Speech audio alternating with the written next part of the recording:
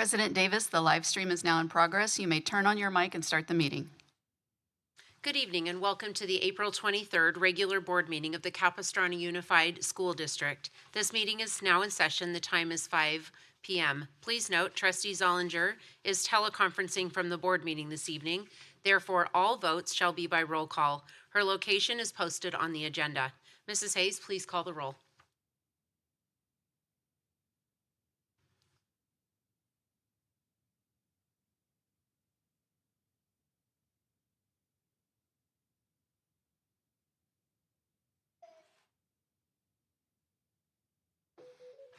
Trustee Castellanos.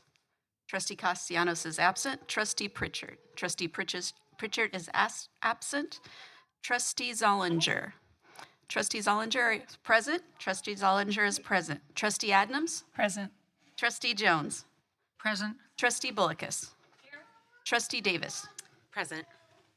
Mrs. Hayes, before the board recesses to closed session, is there anyone who would like to speak to a closed session agenda item? There are none. The board will now recess to closed session to address the following agenda items. Student expulsions, 3 cases. Student readmission, 1 case. Conference with legal counsel, anticipated litigation, 2 cases. Conference with legal negotiators, CUEA, CSEA, Teamsters, CUMA, and unrepresented employees.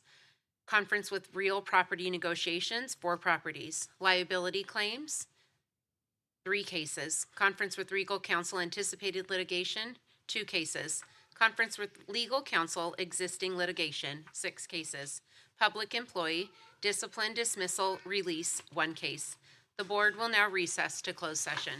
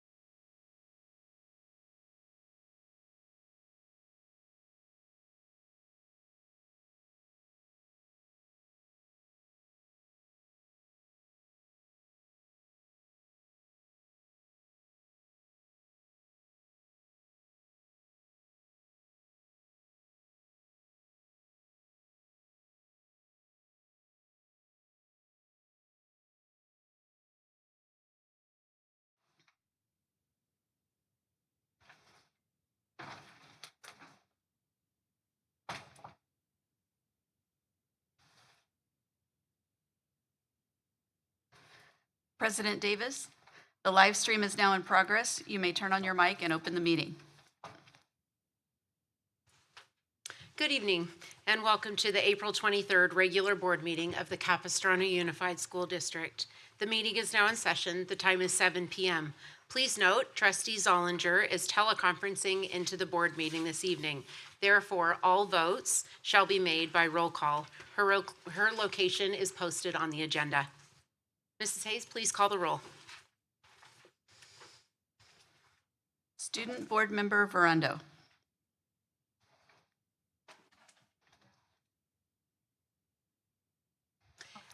There will be a short delay in the lights, but the mics work instantly.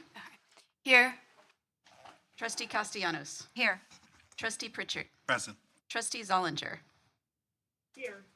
Trustee Adams. Here. Trustee Jones. Here. Trustee Bullicus. Here. Trustee Davis. Here. The Pledge of Allegiance will be led by Senior Micah Wishart. Mike, if you'll go to the podium and get us started. Thank you. Here. Perfect. Pledge allegiance to the flag of the United States of America and to the republic for which it stands, one nation, under God, indivisible, with liberty and justice for all. Thank you. May I please have a motion to adopt the agenda? So moved. Second. Motioned by trustee Adams and seconded by trustee Bullicus. And before, Mrs. Hayes, can you please read the report from closed session? Oh, I will call the roll. I'm going to actually do a roll call vote. We will be doing a roll call vote on all items tonight. Thank you. Student Board Member Verando. Aye. Trustee Castellanos. Aye. Trustee Pritchard. Aye. Trustee Zollinger. Trustee Adams. Aye. Trustee Jones. Aye. Trustee Bullicus. Aye. Trustee Davis. Aye. Motion carries 7-0 to adopt the agenda with a preferential vote by Student Board Member Verando. Okay. And Mrs. Hayes, can you please read the report from closed session? On agenda item 3A, student expulsions, trustees voted 502 to approve staff recommendation on the following cases. Case number 2025012, 2025014, 2025015. On agenda item 3B, student readmissions, trustees voted 502 to approve staff recommendation on the following case. Case number 2024017. On agenda item 3C, anticipated litigation, case number 1, challenge to student records, trustees voted 7-0 to approve staff recommendation to uphold the prior determination and deny the challenge to the record, as well as deny the request to change the grade. On case number 2, trustees voted 7-0 to approve staff recommendation. On agenda item 3D, conference with labor negotiators, trustees gave direction to staff. On agenda item 3E, conference with real property negotiators, trustees gave direction to staff. On agenda item 3F, liability claims, trustees voted 7-0 to approve staff recommendation on the following cases. Claim number 2412758, claim number 2413255, claim number 2513216. On agenda item 3G, items G1 and G2, trustees voted 7-0 to approve staff recommendation on the following cases. ADR case number 2025012 and case number 202500324. On agenda item 3H, existing litigation, items H1 through H6, trustees voted 7-0 to approve staff recommendation on the following cases. Case number 2024090728, case number 2024100588, case number 2024100712, case number 2024120471, case number 2025010386, case number 2025011039. On agenda item 3I, public employee discipline, dismissal, release, trustees voted 7-0 to approve staff recommendation on the following case. Resolution number 242509C. And that concludes my report. Thank you. I'd like to recognize Dr. Chris Brown, who will present his opening comments, followed by the trustees. Good evening, everyone. Welcome to our regular business meeting of the Board of Trustees for the month of April. If you're a regular visitor to our boardroom, you'll notice there's been some changes, new screen televisions, new podiums, new cameras that have been installed, and new speakers. As I've been mentioning during the previous meetings, we had access to a statewide grant to upgrade the audio visuals in our boardroom, which makes it easier for our students, families, and employees and community members to access our meetings. The live stream will start looking significantly different than it was, with access to visuals of those who are speaking from the podium via the cameras that we now have, as well as the actual slideshow presentations, if there are any, being live streamed as well as opposed to just the agenda. That being said, I'm going to ask for a little bit of grace. This got just done over spring break. It's never been used. There will be hiccups, like the lights on the mics not working immediately. Let's hope that's our only one. So if you're on YouTube and you're watching right now, you'll start to notice some upgrades. Hopefully you aren't just staring at the agenda anymore, but our cameras are poised to capture some of the conversation. So you're probably unfortunately having to look at me speak right now. Tonight, I would also like to acknowledge and celebrate students who were recognized this past week. We had our first annual Most Inspiring Students Award ceremony that we held at Capo Valley High School. And each principal in each site was asked to nominate a student on their campus who inspires others. They worked with their staff and their student leaders to identify their nominee, and the criteria was completely open to their interpretation as a site. What does inspiration mean to you and your campus community? And in the evening, I framed it as, these are the kids that just bring us joy when we come to work every day. They bring us joy as students when we come to be in class with them every day. And the students we honored had a diverse series of backgrounds, compelling stories, and they inspire in a variety of ways. Overcoming adversity and personal loss, tremendous academic growth or social growth through the years, showing kindness, respect to others, being a leader in their community, being a leader on their campus. And they come from all walks of life and all grade levels. Again, we did this for every school. So we had little first graders being celebrated as well as seniors being celebrated as some of our most inspiring students. And there's really no limit to how these students exemplify the strong qualities of character that we're hoping to instill in every CUSD student. Each honoree we recognized was presented with a medallion to commemorate their achievement, and for the young ones, I told them to keep it so that they can walk with it in their graduation many years from now as the most inspiring student. And as I read over their nominations, a couple of themes came up from the kids that we celebrated. Determination and resilience to overcome obstacles that could have really impeded their educational journey. Dedication to show up every day, prepared to learn and grow, and to make it a better place for those around them. And care and kindness for everyone they interact with on campus, helping to create a welcoming environment. So I'd just like to say, for those of them who are still listening, that I am so proud of each and every one of you. And congratulations to all of these 54 students for their tremendous honor, and to the families who celebrated with us. And I really can't wait to do it next year. It was one of the best events we've ever done. And before I conclude my remarks, I also want to acknowledge that as we're in the theme for me of celebrating students, there's student artwork hanging in our lobby here at the district office, and the pieces were made by 4th and 5th grade students across the district in a unit titled Illusion of Space. And students practice creating space by drawing California regional landscapes using pencils or colored pencils or crayons. And we're always proud to display our student work, whether we are displaying it here or we've been blessed to display it in community centers throughout the cities that we serve. So if you ever get a chance to see our students' artwork, I suggest you take it. It's pretty incredible what they can accomplish. And this concludes my remarks. Thank you. Other trustees? Trustee Adams, thank you.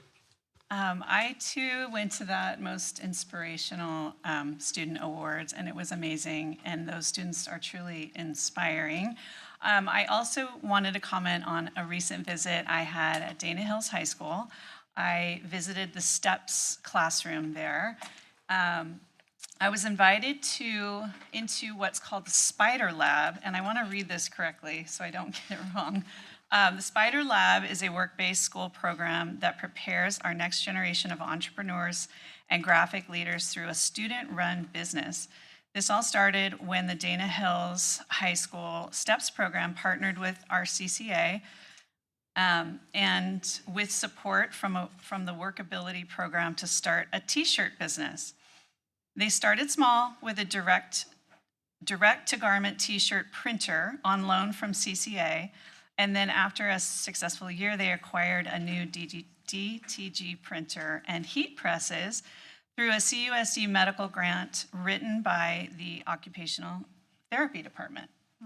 A generous donation was made to the STEPS program by the late Jake Schwartzberg, a beloved, I believe he was a teacher, I might not be right about that, but volunteer, very involved at Dana Hills High School.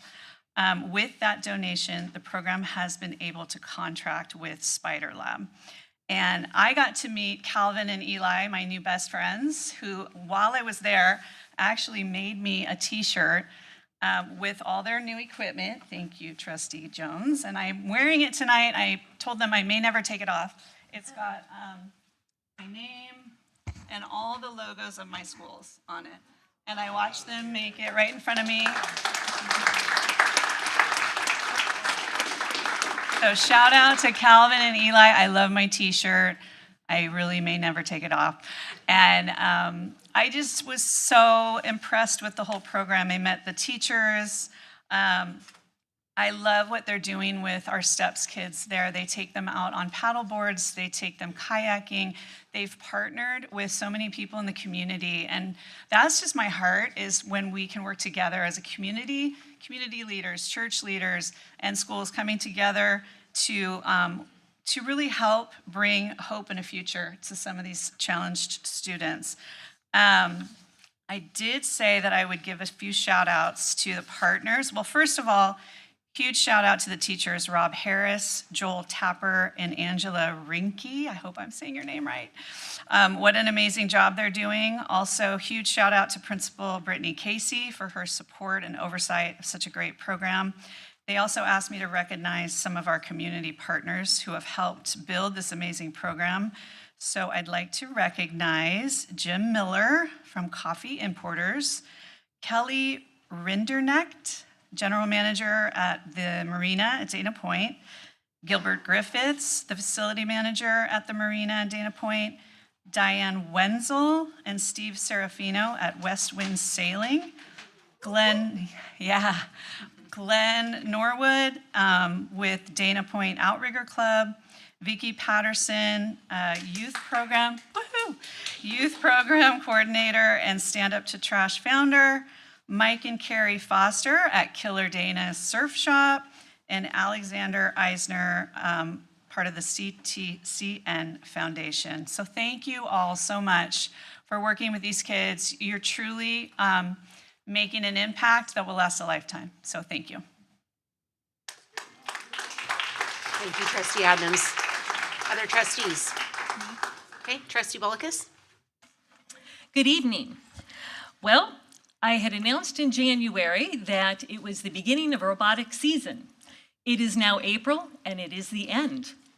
But we have an exciting announcement. Team 5199, Robot Dolphins from Outer Space, were honored for the first time in the team's history to earn an award at the first championship, which is an international event at Houston, in Houston, Texas. They were given the Spirit Award. This award celebrates extraordinary enthusiasm and spirit through exceptional partnership and teamwork, furthering the objectives of FIRST. So we applaud their efforts and the good time that they had last week in Houston.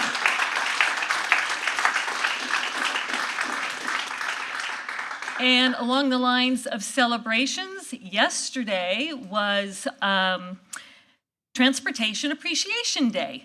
And the superintendent and Trustee Jones, Trustee Davis, and I were at the bus yard in Aliso Viejo celebrating with bus drivers, dispatchers, route specialists, the mechanics. These are the people that get our kids to school every day and returned home safely.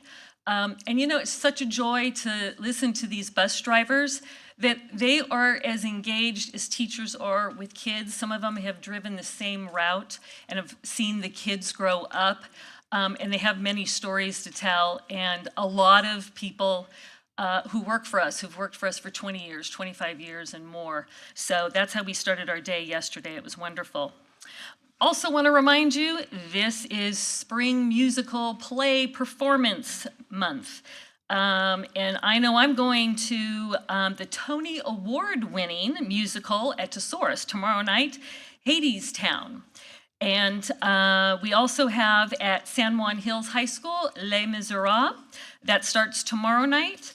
And at San Clemente High School is The Little Mermaid, which starts Friday night, as well as on Friday at 3 p.m. San Juan Elementary School is also doing The Little Mermaid. And lastly, I want to invite you all. Earth Day and Arbor Day is being celebrated in the city of Mission Viejo on Saturday, this Saturday the 26th. And it is all along Oso Creek Trail, and from 8 in the morning till 12 p.m. we will be planting. And stop by our Love Mission Viejo booth, where I will be there with others, working with kids and families on a special earthy craft. So that concludes my announcements this evening. Thank you.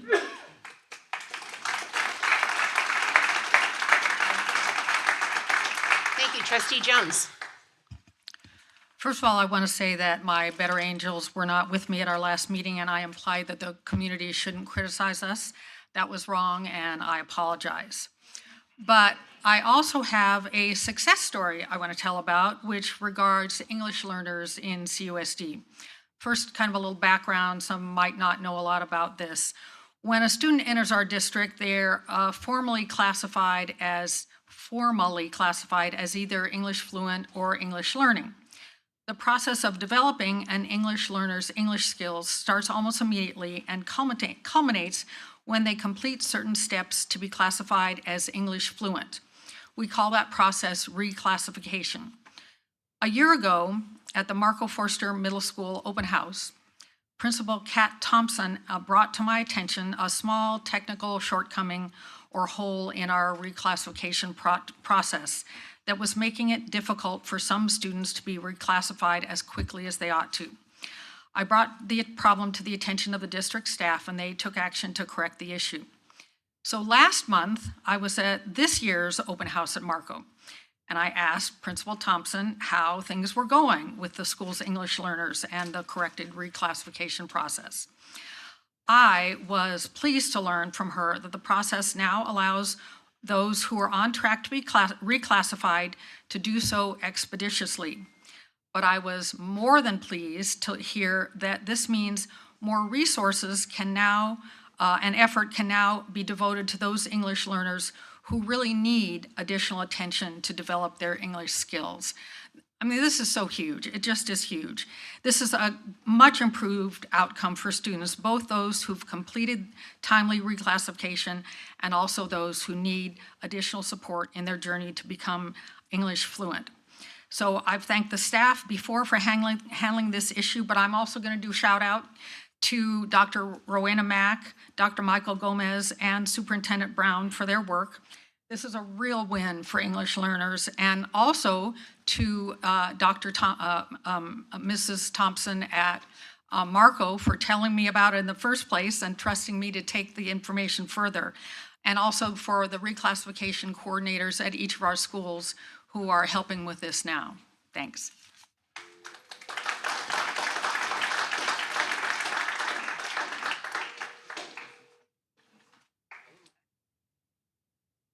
Other trustees? Okay, Trustee Castellanos. Thank you. I have a big announcement, big news. Our very own student board member, Verando, was nominated for Wolverine of the Year. So congratulations to her. I'm sure none of you are surprised, but congratulations. With May 1st coming up quickly, I know it's a big day for our 2025 seniors and looking towards graduation. I have my own daughter this year is getting ready to take the next step in her journey. And so I wish the seniors best of luck. I know we're in the countdown now. I think today in class we're on, we started our ABC countdown, which means we're at the last 26 days. And so we're almost to the finish line. And so good luck on finals and great success to you. I'm sure will come of you because you've been an amazing board member. I'm sure you have lots of things to do, and we will be watching to see what you do next, Catherine. So good luck. Anyway, that's all I have for tonight. Thank you. Thank you, Trustee Castellanos. Any other trustees? Okay. And it's been a minute since we've been at our board meeting. I think it's been 6 weeks, so that lots of things happening.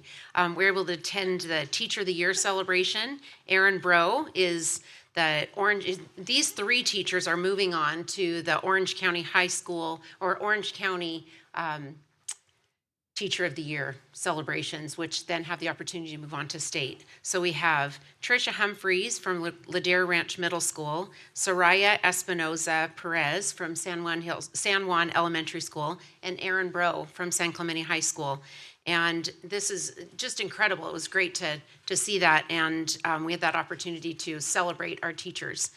Congratulations to the Boys and Girls Club Youth of the Year, Miranda Guzman, for being the most inspiring student. She is heading off to state to represent CUSD in San Clemente. She's a Latino student union leader at San Clemente High School, and she was on the front page. Maybe some of you saw that article. She was on the front page of the San Clemente Times a couple weeks ago. The JROTC, the cadets have been on a roll. Second place overall girls team at the Regional Raider Challenge in Carlsbad, competing against 18 teams in events like archery, rope, bridge, obstacle course, and more. And they also attended the Swallows Day Parade along with CCA and CUSD, a couple of different groups and organizations that participated in that parade. Our cadets proudly represented San Clemente High School and CUSD and earned rave reviews from the organizers. Boys lacrosse at San Clemente are South Coast League champions, along with girls lacrosse, also San Clemente or South Coast SCL champions.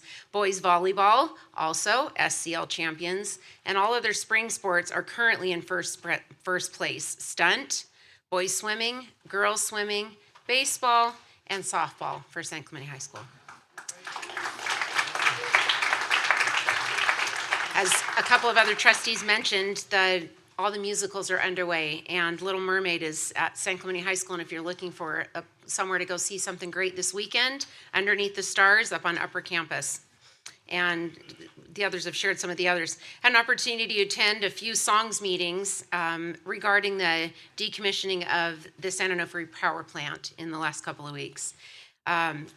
Lunch with loved ones at Concordia, Tesoro Spring Concert, the BAM's open house, Vista Del Mar open house, Vista Del Mar fun run, and the Lobo fun run, where I ran alongside our principals and a couple of our staff and kids, and we had a great time. Marblehead Talent Show, boy, they have talent. The BMX event at Marblehead Elementary, and I had a motorcycle that went right over my head as he went across it. It was amazing. The Rising Stars Student Recognition Breakfast in San Clemente High School partnered with Hogue, and they helped navigate some of that. And it was incredible to see these students and what they've overcome and how they've been an inspiration for their families. Great things to watch, Can't wait to see what each of them do. The Crystal Apple Awards in Aliso Viejo, where teachers were nominated by students and were recognized. Toured the Dana Hills High School two-story building that will be completed soon. Kindergarten spring performance and open house at Truman Elementary. Can't wait to watch these 5-year-olds as they learn and grow and develop through these next 12 years in CUSD. The Orange County Sheriff's Advisory Council Luncheon, where we celebrated those receiving the Medal of Valor in Orange County. Incredible opportunity to be there and support all those that help support us and keep safety in line all across Orange County. The most inspiring student, as Dr. Brown had talked about, that's something we've done new this year, and that was amazing. And speaking with those students after and families, they were so grateful for this opportunity, and a neat opportunity that we don't have very often, where we're gathering a group from all across the district. Being as large of a district as we are, the largest in Orange County and 10th largest in the state of California out of, I believe, 998 school districts across California. So great things happening there. The Transportation Appreciation Day yesterday was just wonderful. It was so great to sit and visit with those that transport our kids across our district and to appreciate, and some of the stories that they shared about their experiences with our students. Incredible. Concordia Science Night last night was fabulous, out of this world, incredible to see these kids and their cards and going to each of the stations and learning. We had people from all over coming to present and to share. And if you're looking to see the maybe arguably the best robotics lab at the elementary level, check out Concordia. CUSD is a happening place with incredible learning and growth on all of our campuses. We've created a pre-apprenticeship with the Western States Carpenters Union at San Juan Hills. We have 78 students earning career-connected certificates for hours and projects that have been involved with in the Building Industry Technology Academy. On top of creating a constrictive pre-apprenticeship, we were awarded the California Jobs First Catalyst Planning Grant to create a program at Union High School. We do not know the amount yet, but it should be good. We just sent in 2 large career technical student organizations on trips. 60 HOSA students went to Sacramento for the State Leadership Conference. 10 students placed in the top 3 in their prospective events and qualified for the International Leadership Conference, which will take place in June in Nashville. Our virtual enterprise program from San Juan Hills High School sent 3 firms to New York City over spring break to compete, although neither firm placed was successful in a worthwhile trip. And our senior pathway completers for 2025 are up from 580 last year to 620. And that's part of the College and Career Advantage program that we have, in which the program completers gives them a recognition within an industry that helps them find jobs as they move forward. We brought 45 students to Texas with over 100 total attendees, including parents and mentors. The first World Championships hosted over 600 teams from around the globe, divided across 8 competition fields of 70-plus teams each. After 2 days of qualification matches, the top 8 teams on each field selected alliances for the playoffs. Winnings from each field then advanced to a final double elimination bracket to determine the world champion. We competed on the Johnson Field, named after the NASA mathematician Katherine Johnson. We advanced to the quarterfinals of our division, where we were eliminated by the Alliance, then went on to win our field, and ultimately finished second in the world. It was widely considered one of the most competitive divisions at the event. We're incredibly proud to share that we won the Team Spirit Award for the Johnson Division, the first award our team has ever earned at the World Champion. Love our community, love our partnerships throughout the district, and as you can see, just a few highlights from the last 6 weeks. Great things are happening in CUSD. Thank you. And student member Brando. Good evening, everyone. Tonight, I speak not only as the student representative, but as someone who walks through our school hallways every day. I witness the values we uphold: respect, empathy, inclusion, and how they are challenged in difficult moments, such as the one at our last board meeting. At our last meeting, a word was spoken that carries centuries of pain, violence, and oppression. The N-word is not just a word. It is a weapon that has been used to dehumanize Black people for generations. Hearing it in this room, in a space that is meant to be inclusive, respectful, and educational, was jarring. As a student, I've been taught that words matter. In school, we are told to be careful with our language and to consider the feelings and identities of those around us. While context matters when we're talking about education, literature, and history, how we say things and who says them also matters. Our intentions don't erase the effects of our words. Even if it wasn't meant to harm, words can still cause pain. I've heard from many students who are upset and frustrated. They feel the situation wasn't fully addressed in a way that represents the values we hold. This isn't about placing blame. It's about setting a higher standard where every student, especially students of color, feel respected and safe. Thank you.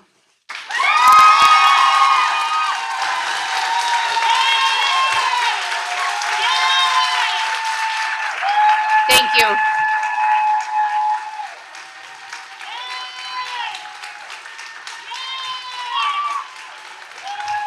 Okay, ladies and gentlemen, please take a seat. We'll move on with our agenda. Thank you. Okay, I'd also like to acknowledge the retirees listed on this month's agenda. Jasmine Sawyer, school bus driver, is retiring with over 25 years of service. And Dawn Stanley, the high school office manager, is retiring with over 15 years of service. Thank you to all those that are retiring and have served in CUSD. Okay, we're moving on to oral communications. The total time for oral communications will be 20 minutes. Mrs. Hayes, do we have any speaker cards for oral communications? We do have speaker cards. We have over 20 cards, so we will hear the first 20.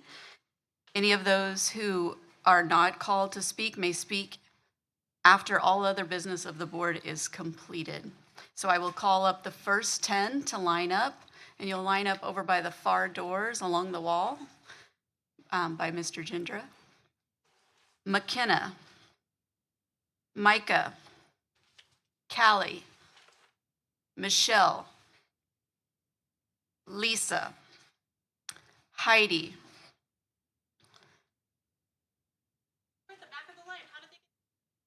Cheryl Fink, Amber Smith, Julie Allen, Linda R. Each speaker will get 1 minute. McKenna, please go ahead. My name is McKenna, and I'm a sophomore at San Clemente High School. In February, the President of the United States signed an executive order titled eradicating anti-Christian bias. And just this week, the Attorney General convinced a task force to begin implementing that order. Yet, in just the past several weeks, I have witnessed a troubling rise in anti-Christian posts. A rhetoric direct and trustees Davis, Wilcox, Adnams, and Zollinger. Many of these attacks have been amplified by accounting support by aligned with trustees Colosino and Pritchard.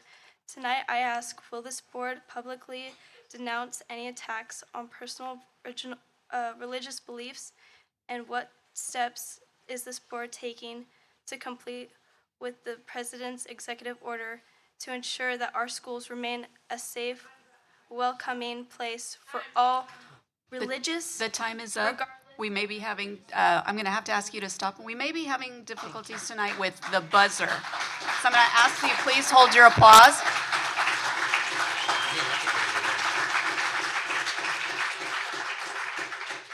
The next speaker is Micah. I will call when the time is up because, again, possible technical difficulty. You won't hear the timer, so I'll ask that you'll hold your applause and so that we can hear the speakers. Go ahead, Micah. Okay.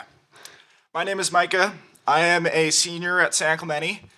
I'm saddened that I have to stand here tonight as a student to tell the adult leaders of my district how appalled I am by what I've seen over the past 4 weeks.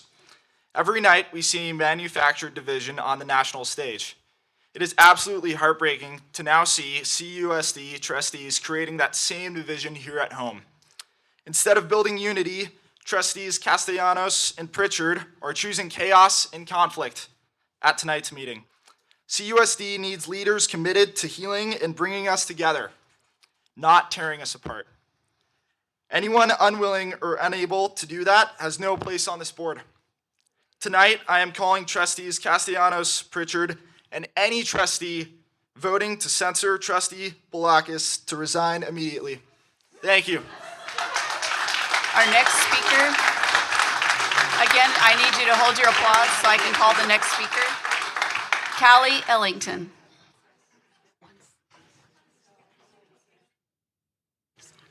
My name is Callie. I'm a sophomore at San Clemente High School. As a student, an athlete, and a woman, I'm deeply concerned about the implications of recent national discussions surrounding the participation of men in women's sports. Specifically, with the President's recent executive order titled Keeping Men Out of Women's Sports. I would like to know what actions this district has taken to ensure compliance with this common sense order. Has the board already taken any steps, or does it plan to adopt policy changes to protect the integrity of women's sports here in CUSD? What is the district doing to ensure that female student athletes are safe, protected, and able to compete on a level playing field? Our female athletes deserve to be supported and safeguarded. It's time for leadership that prioritizes their rights, safety, and opportunities for success. Thank you. Our next speaker is Michelle Morgan. Michelle Morgan.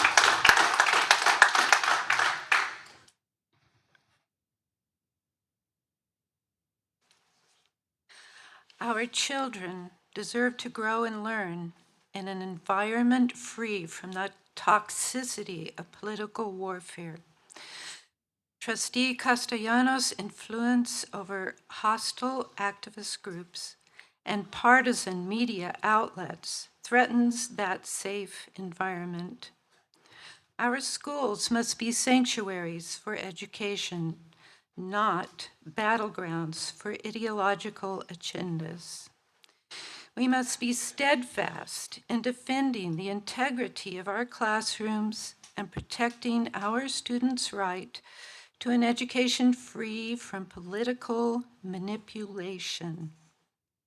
Every decision the board makes should reflect a commitment to children's success, academic excellence, and community unity, not personal ambition or political gain. Your time is up. Our next speaker is Lisa H.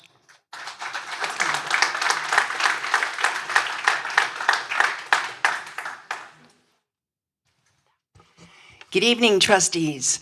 The 2024 election results were a loud and clear mandate. The community wants a fresh start. Trustee Castellanos' actions, what happened? Okay. The community wants a fresh start. Trustee Castellanos' actions have brought enough disruption, division, and distraction to the Capistrano Unified School District. Now, we must seize this opportunity to rebuild trust among board members, renew our commitment to academic excellence, and refocus our energy on the true mission, the success of every student. We must move beyond politics, restore respect within our district, and foster an environment where teachers, students, and families can thrive together. Let's move forward, stronger, united, dedicated, building a future where politics take a back seat to the power of education. Thank you. Our next speaker is Heidi.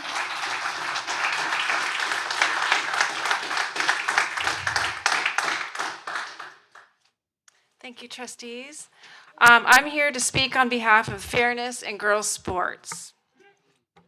Allowing transgender boys, which are biological males, to compete against biological females creates an uneven playing field. No matter how someone identifies, biological differences in strength, speed, and endurance remain, and girls train hard to compete against other girls. When biological males enter their competitions, it takes away their opportunities, whether it's a spot on the team, a medal, or a scholarship. That's not equality, that's injustice. This isn't about hate or exclusion. It's about protecting fairness, safety, and the integrity of girls' sports. We owe it to our daughters to stand up for them. Thank you. Our next speaker is Cheryl. Our next speaker is Cheryl. Go ahead. Good evening. I've become very appalled by the fact that the needs of our students is being circumvented by a politicizing battlefield that seems to be existing in our board here. This is a toxic culture and conflict, and really negates collaboration and progress. Our schools exist to educate and uplift. When politics become involved, it becomes personal ambitions and it infiltrates the classroom. It robs students of safe, nurturing environments, and they need to succeed. It is time to depoliticize our schools, support our education, and refocus our collective efforts on academic excellence and focus on student achievement and not any bipartisan issues. Thank you. Our next speaker is Amber Smith.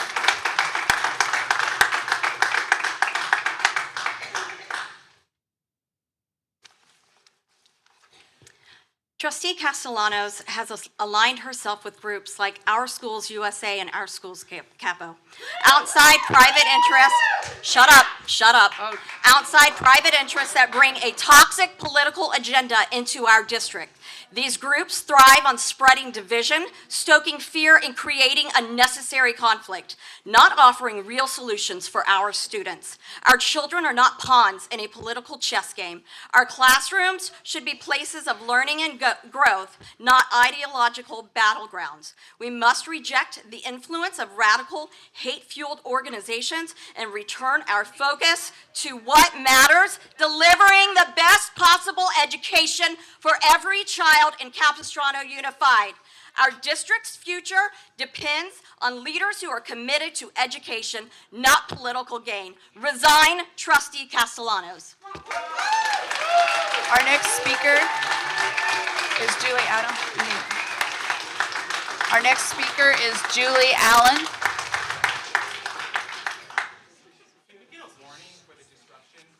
Thank you, trustees. The voters have spoken. Just one moment before we speak. Ladies and gentlemen, we just need to just let each speaker speak and move on. Let each speaker speak and move on. Thank you. Julie, please go ahead. The voters have spoken. In 2024 elections, the people of Capistrano Unified sent a resounding message: enough with the political games and chaos. Trustee Castellanos' brand of division leadership was rejected in favor of a new direction rooted in respect, collaboration, and true service to our children. Every trustee must honor that mandate by putting students first, rebuilding community trust, and refusing to allow personal politics to cloud their judgment. Our schools deserve leaders, are committed to educational excellence, Thank you. not political Thank you. theater. Your time's up. Ladies and gentlemen, please be patient with the time. It is the first board meeting with things that are a little bit different. We'll do our best to watch closely on the time. Thank you. Okay, Linda? go ahead, Linda. Linda, go ahead. Good evening. Trustee Castellanos' behavior has deeply eroded trust within the Capistrano Unified School District. By posting deliberate falsehoods about fellow board members online, she has manipulated public sentiment and stirred unnecessary political outrage. This is not the behavior of a responsible leader. It's the tactic of someone prioritizing personal ambition over the welfare of our schools. Our community deserves transparency, cooperation, and unwavering integrity. We voted for change in 2024 to end this era of misinformation and restore dignity and professionalism to our district. The ongoing spread of misinformation hurts every student, teacher, and family in the district. It's time for accountability and renewed commitment with truth and unity. Resign, Trustee Castellanos. Ladies and gentlemen, if we could please hold the applause. If we could please, maybe you can do snaps or jazz hands. I'm going to call the next 10 speakers. Laura D., Lynn, Stacy Holmes, Lisa Myers, Luca, Sarah Phillips, Kirsten Fresca, Stephanie, Karen, and Christopher. Laura D., please come forward. Thank you. Good evening. It is deeply troubling that Trustee Castellanos has leveraged left-wing media outlets to push false narratives against our district and its board members. These coordinated attacks are designed not to inform the public, but to undermine the credibility of the board for her own political advantage. This damages the reputation of our district, reduces morale among our teachers, and ultimately hurts the students who rely on a stable, focused educational environment. Public confidence in our schools suffers when lies go unchecked. We must stand against these attacks and demand honesty, transparency, and accountability from our leaders, ensuring our district remains focused. Speaker, your time is up. Our next speaker is Lynn.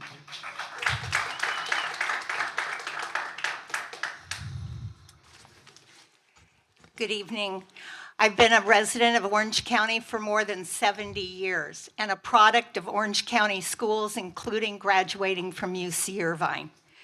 In the Board of Education versus PICO, the Supreme Court emphasized that school boards have a constitutional responsibility to act in the best interest of students, free from the imposition of personal political agendas. Trustee Castellanos' actions blatantly violate this principle. Instead of serving the students, she has used her position to advance political agendas and ambitions, undermining the trust placed in her by this community. We must hold our board members to the highest standards of impartiality and student-centered leadership if we are to both fulfill our legal and moral responsibilities. Our students deserve nothing less. Thank you. Our next speaker is Stacy Holmes.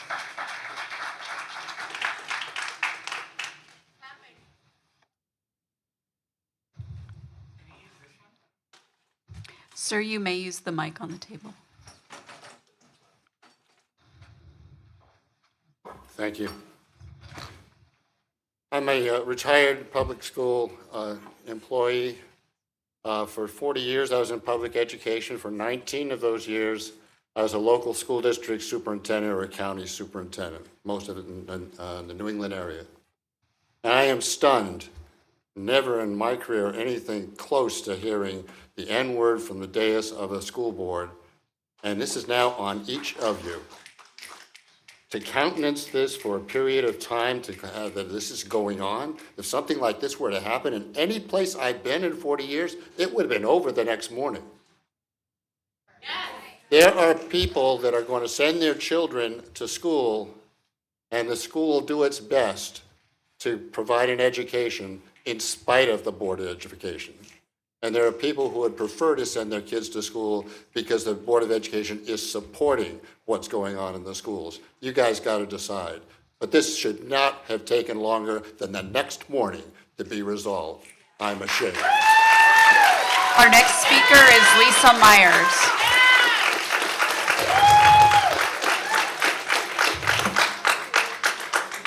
Our next speaker is Lisa Myers.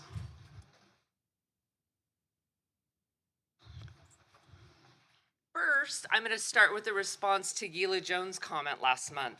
I appreciate my First Amendment right to speak freely my opinion during this public comment portion of the board meeting. Last summer, I was deeply alarmed when I watched the Freedom Night at Calvary Church board member Q&A, which I would encourage everyone to watch if they have not. It's on YouTube. 3 of the current board members made many condescending and derogatory comments that implied that if you don't hold their religious values, you don't have the right values. 2 quotes from that video specifically connect to the N-word incident. One trustee said, "Our community values are not represented," and President Davis similarly said she wanted to align the values of her community with the school board. Which leaves me so troubled. Where are these values? Where are they that they spoke of? I'm going to Our leave it next at speaker that. is Luca. Luca.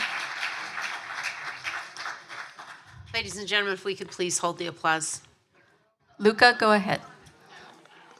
Good evening. Well, I'm just going to change my speech a little. I want to first take some time and say thank you to my trustee, Castellano, for always working for students. And most importantly, being very humble about it. She doesn't come and say what she does and doesn't do, but she works very hard. We have her in Sacramento every time we go, and she has meetings with representatives on and on and on.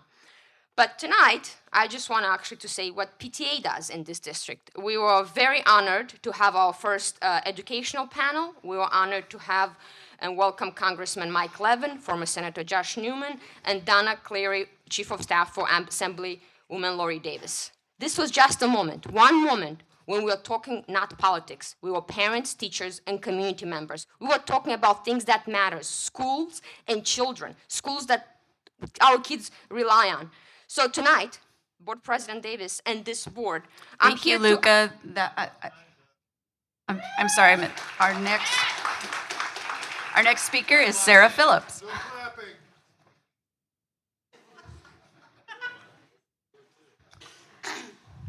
Thank you, Sarah. Good evening. My name is Sarah Phillips, and I have 2 kids in the district. April is school library month. I'm a teacher librarian in another district. While Capo does not employ certified librarians, you do have great people running your libraries. They've had a heap of tech piled on their plates, and they deserve a raise to accommodate such a change with their jobs, along with an updated job description. On girls' sports, please support girls' sports by funding them at the same level of boys' sports, along with equal time and access to fields and courts. Thank you. Our next speaker is Kristen Fresca.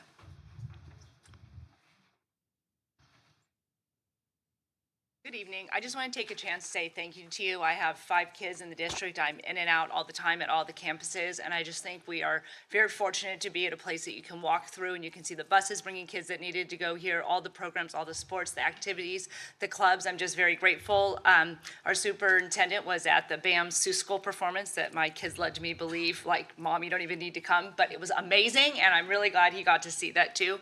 And I know Lisa Zollinger's not here, but it was great to see her around the open house where all the teachers are coming and spending their times after school to meet with the parents and talk to them, and I appreciated that. And My daughter's involved with Les Mis, and when I was a backstage parent at Urinetown, it was very cool. She sent a basket down with a note encouraging all the tech kids, all the back kids. You hear all the kids on the stage, but there's so much that goes behind the scenes. And one of the girls read the notes and was just like really touched, like, wow, cool. It's really neat. People see what we're doing. So it's more than just all the stuff that we hear about now, but thank you for being there for our kids and for what's important. Our next for them. speaker is Stephanie Camacho Van Dyke.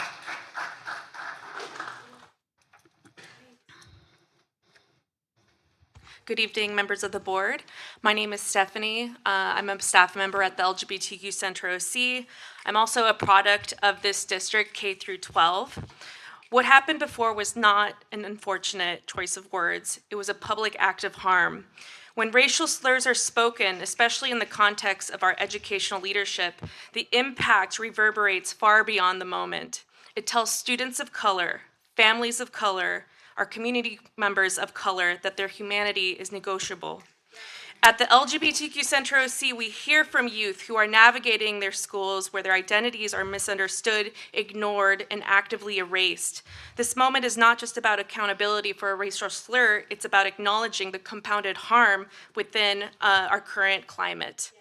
We need more than apologies. We need changes to ensure that all students are protected and affirmed in every classroom, at every board meeting, and every policy decision. Our next that you speaker make. Thank is you. Karen Jaffe. Ladies and gentlemen, please hold the applause. Karen, go ahead. I'm here today because, like many others in our community, I'm deeply concerned about the pattern of anti-Semitic incidents that have occurred in this school district, 3 just this year. These are not isolated mistakes. They reflect a broader failure in oversight, response, and education. The school board should uphold a zero-tolerance policy for hate, and yet we've seen intolerance through inaction, such as leaving a blatantly anti-Semitic Spanish teacher at Dana Hills. Imagine if you're a Jewish student entering a classroom papered with swastikas, and this teacher still teaches. Israel's existence was removed at a recent Oxford Prep International Day, and a student published a bucket of ahistorical rubbish in the school newspaper, again erasing Israel. Each incident not only endangers Jewish students, but sends a message that such behavior is excusable. What specific steps has the board taken to address these incidents? Have there been consequences, training, or policy reviews? If not, why not? We need transparency, accountability, and swift, meaningful responses when anti-Semitism occurs. We deserve better. Our students deserve better. I urge this board. Our next speaker is Christopher.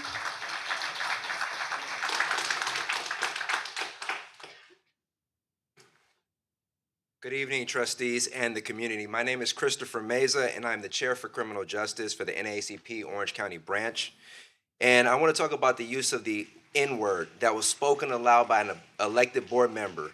That was inappropriate, and it was, more importantly, harmful. The N-word is one of the most painful and violent slurs in American history. It carries with it a legacy of dehumanization, trauma, and systemic injustice. And this is not just about history. Here in Orange County, Black residents make up 2% of the population, but they are victims in nearly 50% of all reported hate crimes and hate incidents. That's a clear indication that racism is not a relic of the past, it is alive and it is local. When a board member uses that slur, no matter the context, no matter the intent, it sends a dangerous message that the pain of the Black community can be dismissed, intellectualized, or minimized. That message is unacceptable. Dr. King got it right when he said, injustice anywhere is a threat to justice everywhere. I urge this board to take a meaningful step to right this wrong. Thank you, Mr. Meza.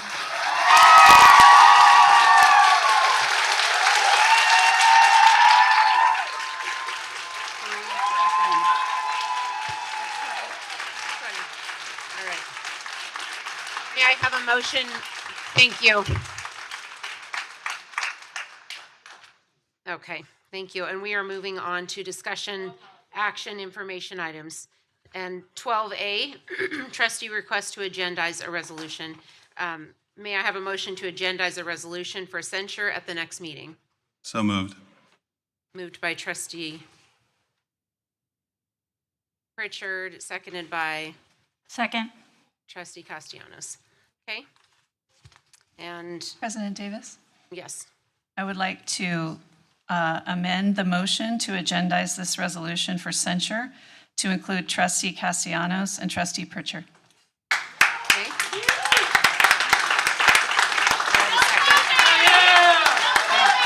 I have a second.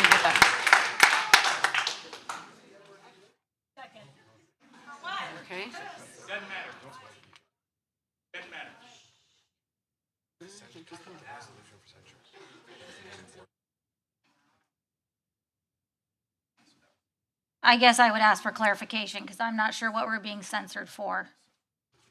But that's not the action. The action isn't asking for censure. The censure isn't. This is just a discussion.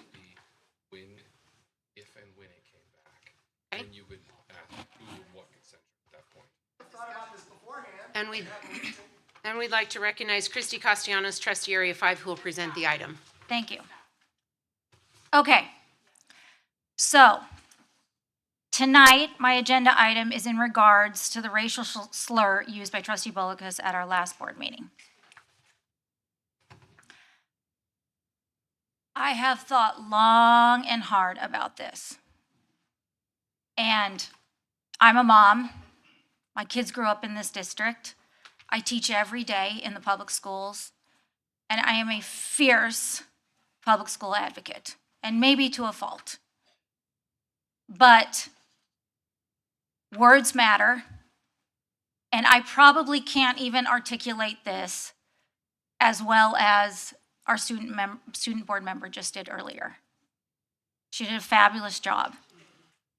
And to our speaker, I will give credit to that quote. I loved it.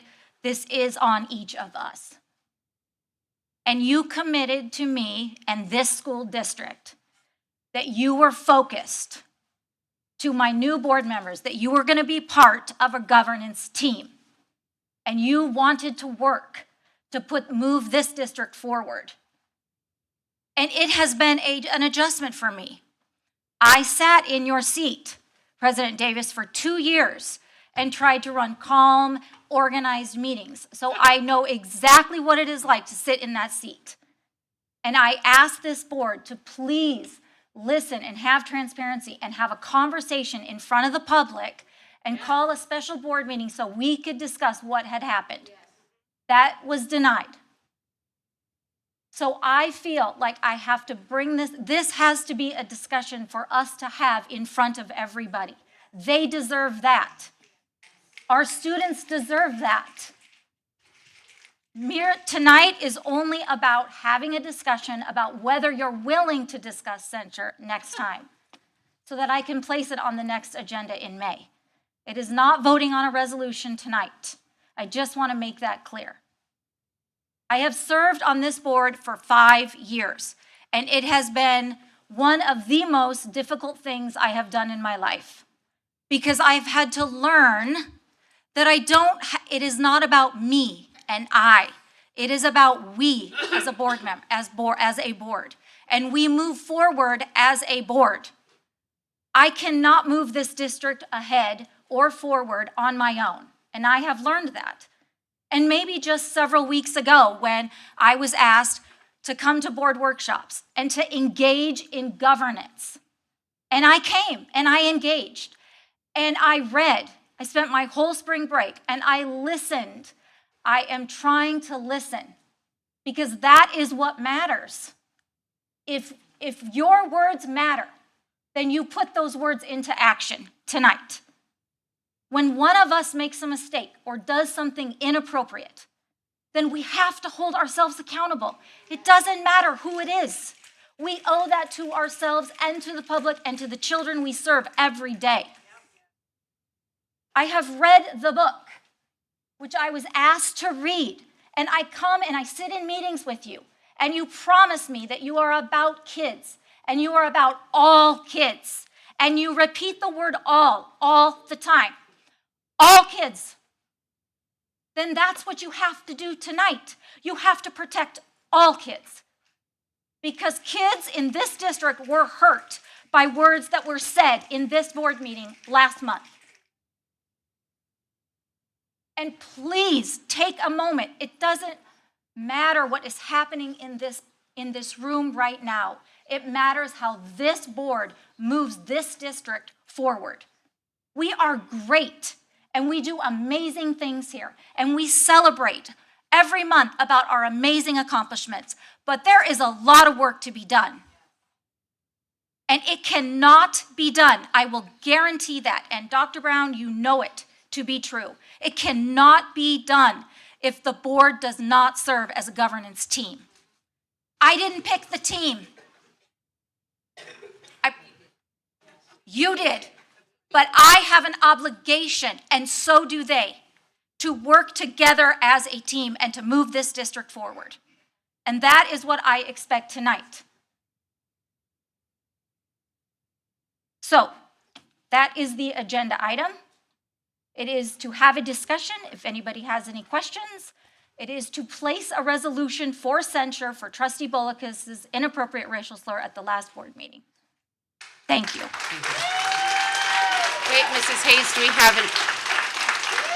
Thank you, Trustee Castellanos. Mrs. Hayes, do we have any speaker cards on this item?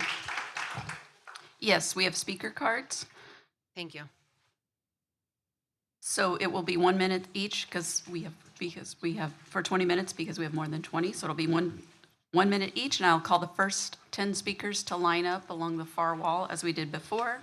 Geyser, Pedrante, Gray, Courtney, Shepherd, Ryan, it might be Dylan, I apologize, Stella, Noah, Will, Nathan, Turner, and Isaac.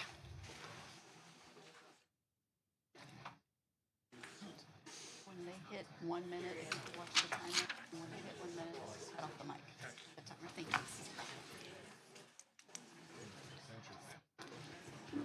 Okay, you may go ahead, Gray. Hello, my name is Grayson Pedranti. I'm a sophomore at San Juan Hills High School. As a student, I look to this board for leadership and integrity. I expect the adults in this room to model critical thinking, not cave to performative outrage. When literature like James is discussed in the classroom, it is done with purpose. To educate, to challenge, and to provoke thoughtful conversation. Misrepresenting a trustee's direct quote from James not only insults other trustees, teachers, and parents, ladies and gentlemen, the intelligence of every student. I'm sorry, just 1 moment, please. We're gonna stop the clock. Ladies and gentlemen, if you could please, unfortunately, I'll have to ask you to leave if there's any outrage. From here further, there will not be any claps, hollers, shout outs. If you would like to remain in the boardroom, then you can be part of our board meeting. Otherwise, we will ask you to leave. Thank you. We're gonna start the time over or pause it. Is that close to where we are? Okay, thank you. Cool. Twisting literary discussions into political attacks undermines both our educators and the very purpose of education. Our schools are not battlegrounds for your agendas. They are for learning, nuance, and truth. If the trustees truly value education, they must rise above political theater and affirm their commitment to intellectual honesty and lack of censorship. Because when you prioritize optics over education, you don't just fail the students, you fail the future. Our next speaker is Courtney Wishart. So, thank you. Please no clapping or people will be removed. Thank you. Courtney, go ahead. My name is Courtney Wishart. I'm a sophomore at San Clemente High School. At the last board meeting, one trustee shared a powerful message of unity in response to baseless attacks the so-called conservative trustees continue to face, including much of what we're hearing tonight. In speaking about trustees Davis, Balakis, Adnams, and Zollinger, Trustee Jones said, "These are thoughtful, intelligent people that care about kids. And I am ready to hear the attacks on them stop. I stand here tonight to echo the message in the strongest terms. As students, we are tired of the attacks on our elected leaders. The chaos and division we see tonight was manufactured by trustees Castellanos and Pritchard. It shouldn't fall on the students to set examples for adults, but here we are. I call on trustees Castellanos, Pritchard, and any other trustee feeling this division to resign." Thank you for your Our time. next speaker is Shepherd.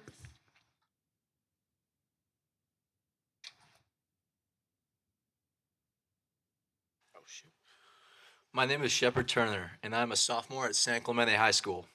I'm disappointed to have stand here tonight as a student asking our trustees to be reasonable in their approach. Using a word from the book like James during discussion is not the same as using it as a slur. Trustees Calistino and Pritchard, when you equate the two, you are both being unreasonable and unfair. We must distinguish between intent and context. In this case, the intent was educational, and the context was literary analysis. We cannot allow emotions or political agendas to cloud our judgment. Our focus must remain firmly on what is best for our students.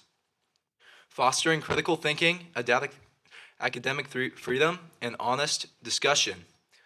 If you are unable to or willing to put education ahead of politics, then you should resign immediately. Our students deserve leadership grounded in truth, not manipulation. Thank you. Our next speaker is Dylan.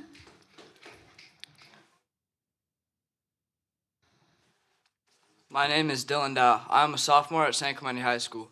According to its website, the district's vision is, quote, an unwavering commitment to student success, end quote. Tonight's school board meeting should have been focused on the success of CUSD students. Instead, it has been hijacked by trustees Capistrano and Pritchard, who have misrepresented facts, taken quotes out of context, and used this platform to further their own political ambitions. As a student, it is deeply disappointing to witness the supposed leaders of our district behaving so immaturely. Trustees Capistrano and Pritchard have wavered in their commitment to student success, prioritizing personal and political gain over the needs of those who were elected to serve. I call on trustees Capistrano, Pritchard, and any other trustee participating in tonight's political theater to resign. Our district deserves leadership that is truly committed, without compromise, to the success and well-being of its students. Thank you. Our next speaker is Stella.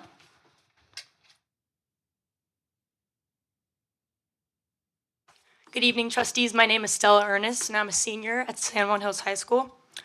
Rather than addressing the real needs of our students, Trustee Castellanos consistently politicizes even routine district matters. Every meeting becomes a battlefield, every issue twisted into opportunity for personal political advancement. This creates a toxic culture of conflict rather than one of collaboration. Our schools exist to educate and uplift, not to serve as political stages for personal ambition. When politics infiltrates our classrooms, it robs students of the nurturing environment they need to succeed. It is time to depoliticize our schools and refocus on academic excellence and student achievement. Might I mention the controversy about banning white robes at graduation? Let's spend our time talking about that, an issue that is far more important to actual students like myself. Resign, Trustee Castellanos. Our next speaker is Noah.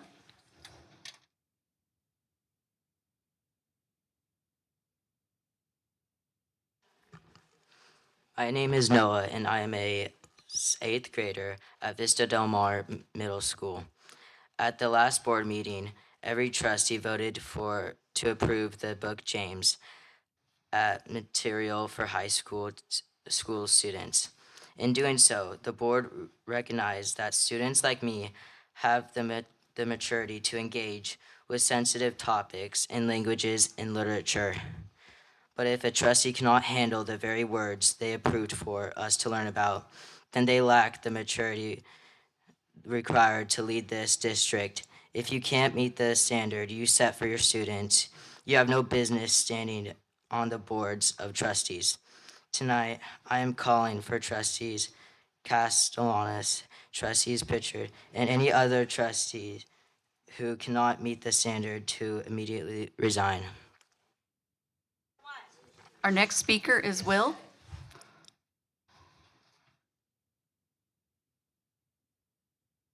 Hello, my name is Will Carlson, and I am a junior at San Juan Hills High School. As a student, I'm trying to stay focused and succeed academically, just like all of my classmates are. Unfortunately, the chaos created by trustees Castellanos and Pritchard after the last board meeting is now disrupting our schools.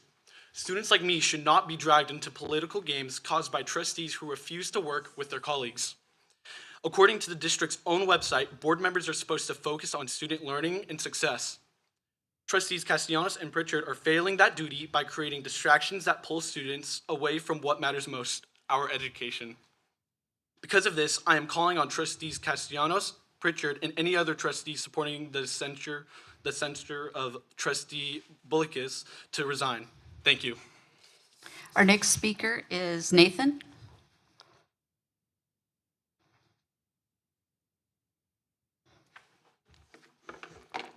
My name is Nathan, and I am a senior at San Juan Hills High School. As a student, I look to this board for leadership and to set the example. I trust the trustees to approach sensitive topics with care, context, and professionalism. When a trustee uses the N-word while discussing a book, it is clearly within in educational context, not as a slur. Any trustee who deliberately takes such a quote out of context to falsely smear a colleague as a racist is betraying that trust and manipulating the situation for political gain. Our educators and fellow students know the difference between quoting literature and using hateful language.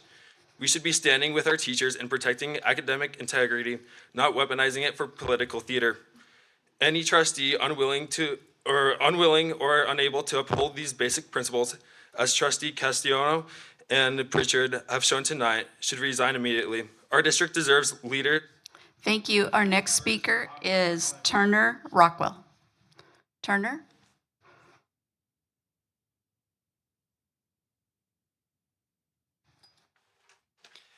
My name is Rockwell Turner. I'm a freshman at San Clemente High School. As students, we look up to the Board of Trustees to lead by example, to embody the values we are expected to uphold. That includes a firm commitment to equality and a zero-tolerance policy for discrimination of any kind, whether based on gender, race, disability, or religion. Recently, during the 2024 election and continuing over the past few weeks, some trustees have been attacked for their personal religious beliefs by individuals and accounts supported by other trustees, including Trustees Castellano and Pritchard. This behavior is unacceptable and deeply disappointing. Tonight, I am calling on Trustees Castellano, Pritchard, and any trustee who refuses to denounce these attacks to resign immediately. Our community deserves leaders who defend the dignity of every individual, not ones who turn a blind eye to religious discrimination. Thank you. Our next speaker is Isaac Page.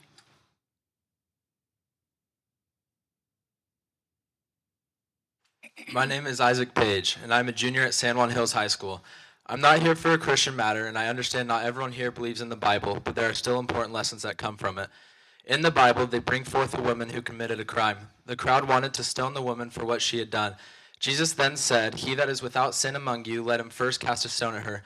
In response to what Jesus said, no one cast a stone at the woman. In life, we all make mistakes. I'd be lying if I said I've lived my life perfectly. I know that Trustee Bullockis messed up, but everyone else in this room with me has all made a mistake here. It might not be to the same level or extent, but instead of acting harshly on her for what she said, it is insane that kids had to tell adults behind us that we need to not punish others, but that we need to be working with one another to better this community. Thank you. At this time, I'm going to call up the next 10 speakers to line up along the wall. Heidi, Mary, John Doe 47, Cheryl, Susan, Amber Smith, Jean, Aaron, Pam, Lynn.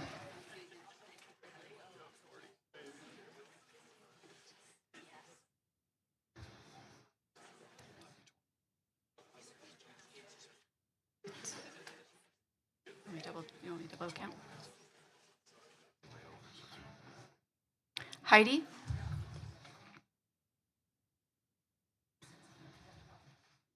Go ahead. Hi, my name's Heidi, and I am a retired, longtime public school teacher and a resident of San Clemente. First of all, I have no idea why any of you approved this book. There's so much good literature out there. Why do our students need to, please don't laugh, please be respectful, thank you. There is so much good literature available. Why do we need to be having our students read about a child or somebody witnessing the rape of his sister? I didn't read the book, but I don't need to because I find it very offensive that anybody even approved this book. Anyway, let's set the record straight for the public. All 7 of the trustees on this board, including Krista Castellanos herself, voted to approve this book. Every single one of them, without objection, approved the very language Krista is now pretending to be outraged about. And are we to believe that she's accusing the entire board, including herself, of being racist? Thank you. Our next speaker is Mary. Mary, please come forward.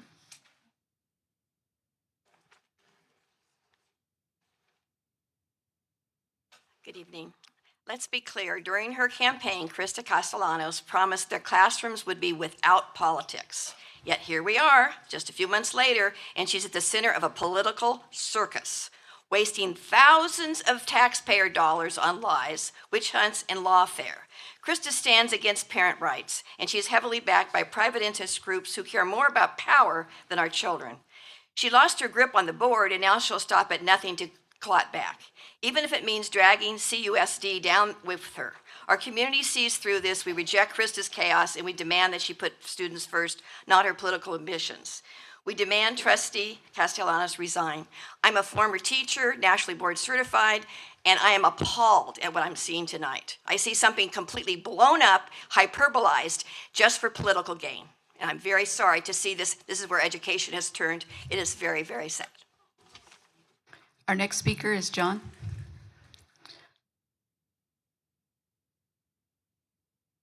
It's disgraceful that trustees are lying to the public and turn this boardroom to a stage for political theater. While some are here pretending to stand for justice, the reality is it's all about power and politics, not about the students.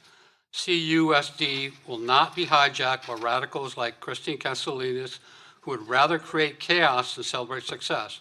Our district outperforms the state of California by 23% in reading and language arts, 24% in math, 22% in science.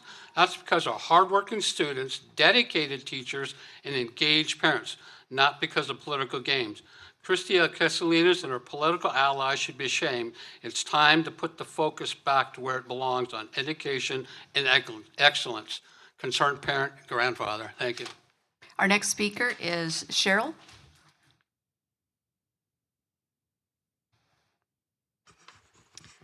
I must say, I find this whole thing to be rather ridiculous. You've approved a book that has the exact language in it that seems to be a trigger when it's spoken out loud. Unfortunately, these students have expressed tonight that they are not triggered. They do not have these issues. And if any of you have ever heard some of the rap songs that are being talked about and listened to on a daily basis, Ladies and gentlemen, the language is absolutely Sorry, obscene. Cheryl. But it is not for me to speak about. It is for me to understand that everyone has their own way of expressing themselves. When things are brought in context of what the subject matter was, there is no reason to create this absolute circus around this. And I think this has been a total waste of time and a waste of your expertise when you should be working on making sure that there is Our next speaker is Susan. Susan, please come forward.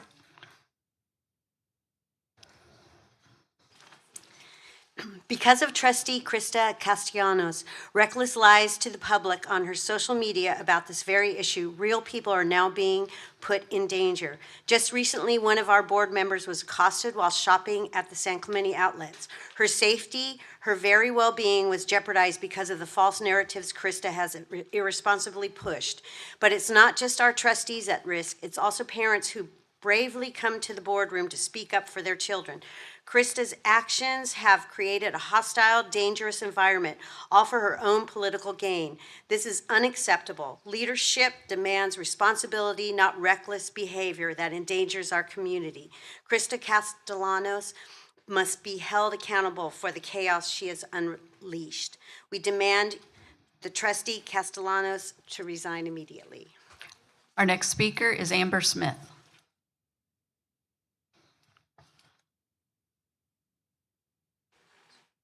After an overwhelming mandate for change in the last election, the radical left is now desperately and shamelessly trying to hijack our district with lies and chaos. Ladies and gentlemen. Can we just kick him out like we're supposed to? I think he's leaving.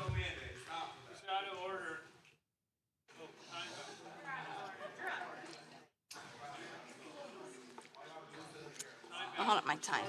Yeah, can I get my time back? I stopped the time. I lost 10 seconds. Yeah. Okay. Give it just a I'll just finish my speech. Go ahead. Okay. Trustee Castellanos and her allies are wasting thousands of taxpayer dollars on a manufactured scandal and politically indulgence, strictly because they've lost power.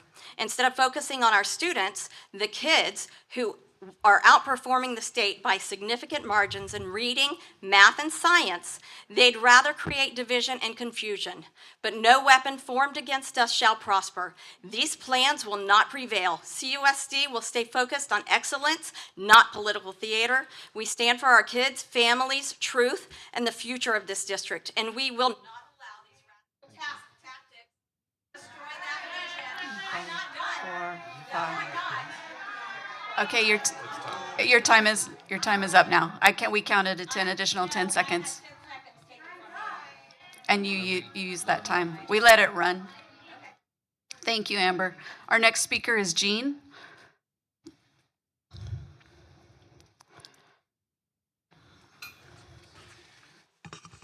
Well, what is the reason for this public call out and reprimand? Is it offensive to read from a passage of a book that was approved unanimously by the board? While discussing the book James last month, there was much time spent about the frequent use of the N-word throughout this book. And with all the attention you made about the N-word, you all thought that the book had merit and it should be included as an important piece of literature. And so a trustee quotes an excerpt from the book that includes the N-word. And now you're expressing an outrage? I didn't hear it last month. Nobody said anything. You just sat there and you accepted. So now you're making this accusation of the trustee has some evil intent when this is clearly not the case. What is the intent here? Are you seeking to unify the board or are you creating division? Are you showing grace given the context of the discussion or is the intent of... Thank you. Your time is up and our next speaker is Aaron Washington.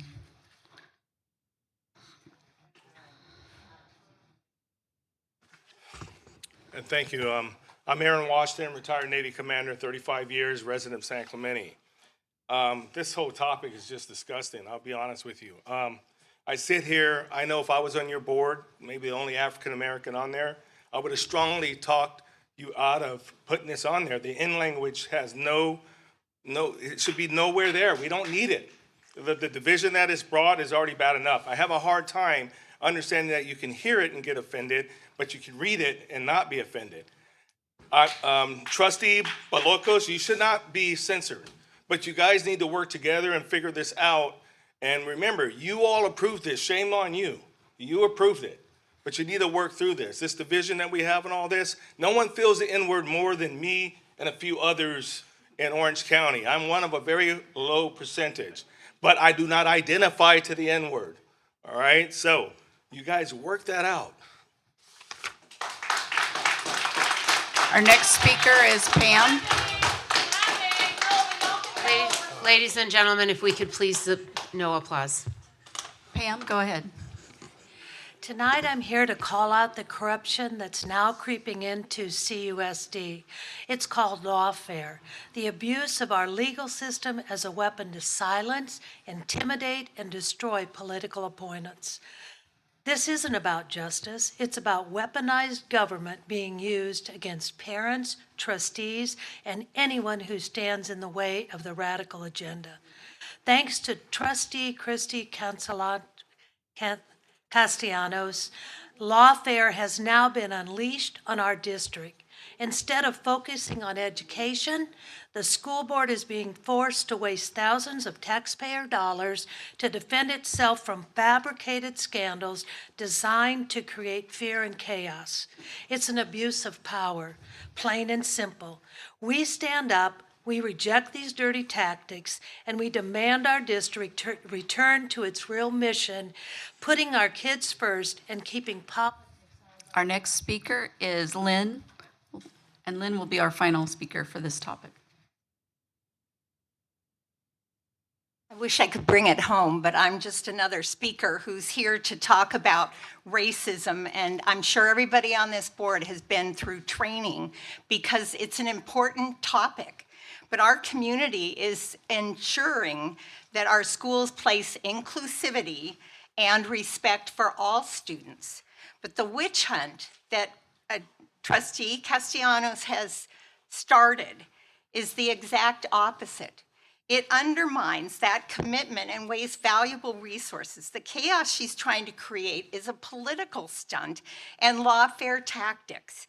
And it's just that serious. We won't stand for it anymore. Lies have been spread. The truth needs to be spoken. And our community won't let this go unchallenged. We reject Trustee Castellanos' chaos and the demand that she retract her false statements immediately. We owe it to our students, our family. Thank you. Your time is up. We'll be moving on. President Davis.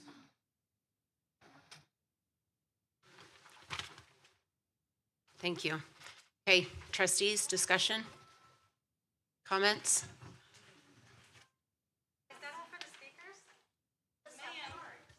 Per board policy, we hear 20 minutes on each agenda.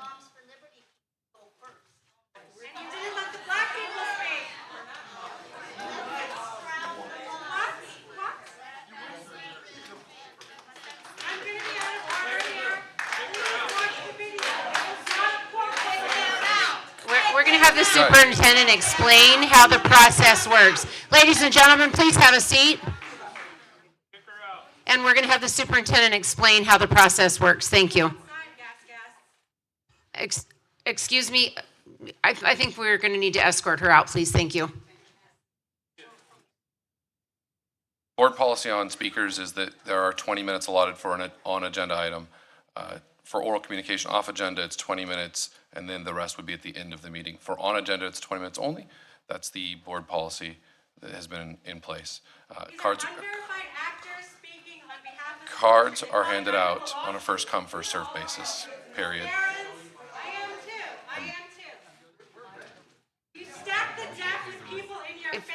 If you could please escort her out. Thank you.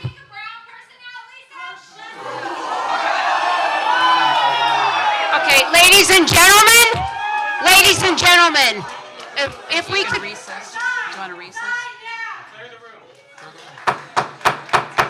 Ladies and gentlemen, we will recess. Please escort yourselves out of the room.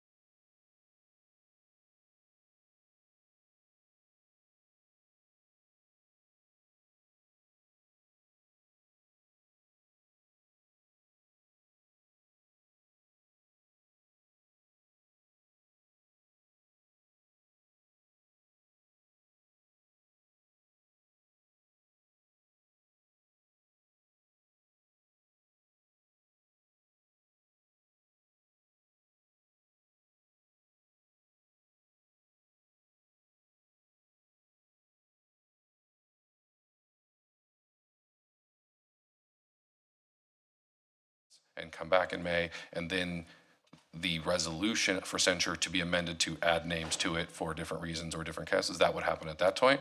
But that amendment wouldn't happen if the doesn't pass, because then it's not agendized at all, right? So the ask right now is just to agendize for censure. You'll notice that there is no trustee named there. So it's just something that would be amended if it were considered in May.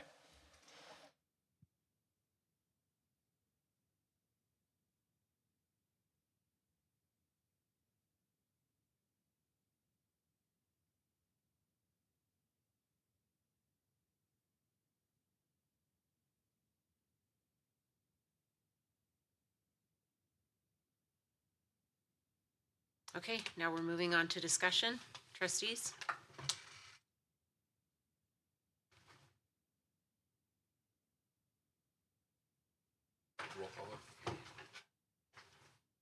I have a comment before. You have a point for discussion. I do. This is the time. Oh, you let us do. Okay. There it goes. Trustee Jones, go ahead.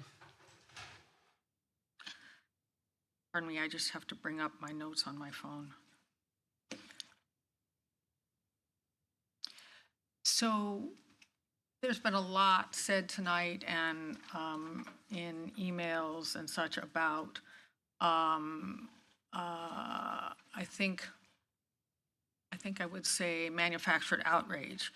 And it's been suggested to me that some of the people that are objecting to what was said had political motivations, and this was mentioned also tonight. And to me, whether that's true or not is really not relevant. I understand that people can be offended about, but that's not relevant to me. What's relevant to me is that there are people in this community, and it's a small percentage in this community, of mixed race and Black people who were actually deeply hurt by having this word said. And I think it is hard for us who are not of that race to understand that. I don't totally understand it, but I believe it. I think there are people in this community whose own great-grandparents were born into slavery, and that just feels very close to me. I knew one of my great-grandparents. That feels very close to me. So I can appreciate the sting of this and the personal feelings that it engenders when there's a word that's associated with the enslavement of Black people. Trustee Bullicus has apologized for pronouncing the word. Some people say her apology was insincere. But that's also beside the point to me. The point is hurt and anger or sadness of people whose ancestors were called that word. To me, that's the whole thing. We often hear about the public's loss of trust in the public school system, and I think what happened caused the people in the Black community in COSD and in Orange County in general, maybe farther than that, to lose trust in us. I believe our board has to take action to reestablish that trust, and for that reason, I will vote to discuss this matter at the next board meeting. I'm not saying I'm going to vote for censure. I'm not saying how I'm going to vote, but I think we should discuss it. This Mr. Washington said, one of the last commenters, that we should work together to figure this out. I agree with him. We should be working together to figure this out, and maybe even like, what do we do in our schools when kids use this word? The teacher who spoke at the last board meeting mentioned about how she hears kids say this to each other in the hallways every day, which horrified me. I think part of the problem is that the constant use of this word generally by Black people to other Black people normalizes it, and that is not okay, but that's beside the point too. Anyway, I don't have an opinion about what I will do. When we talk about this, I just feel like we should, as a board, talk about it. That's all. It's not that I think we should do this or that thing. I just think we should talk about it. I think we owe that to people who I believe were truly hurt here. Not that were perhaps manufactured outrage, but were truly hurt. Okay, I'm done. Thank you. Other trustees? Okay. As a president of the Capistrano Unified School District Board of Trustees, I feel it is my duty to speak clearly on this matter. Tonight, we are faced with the potential to set a very dangerous precedent. If we as a board begin to censure one another based on disagreements or political frustrations, we lay down a path where any future board majority could use censure as a tool against dissenting voices. This is not how a healthy, functioning governance body operates.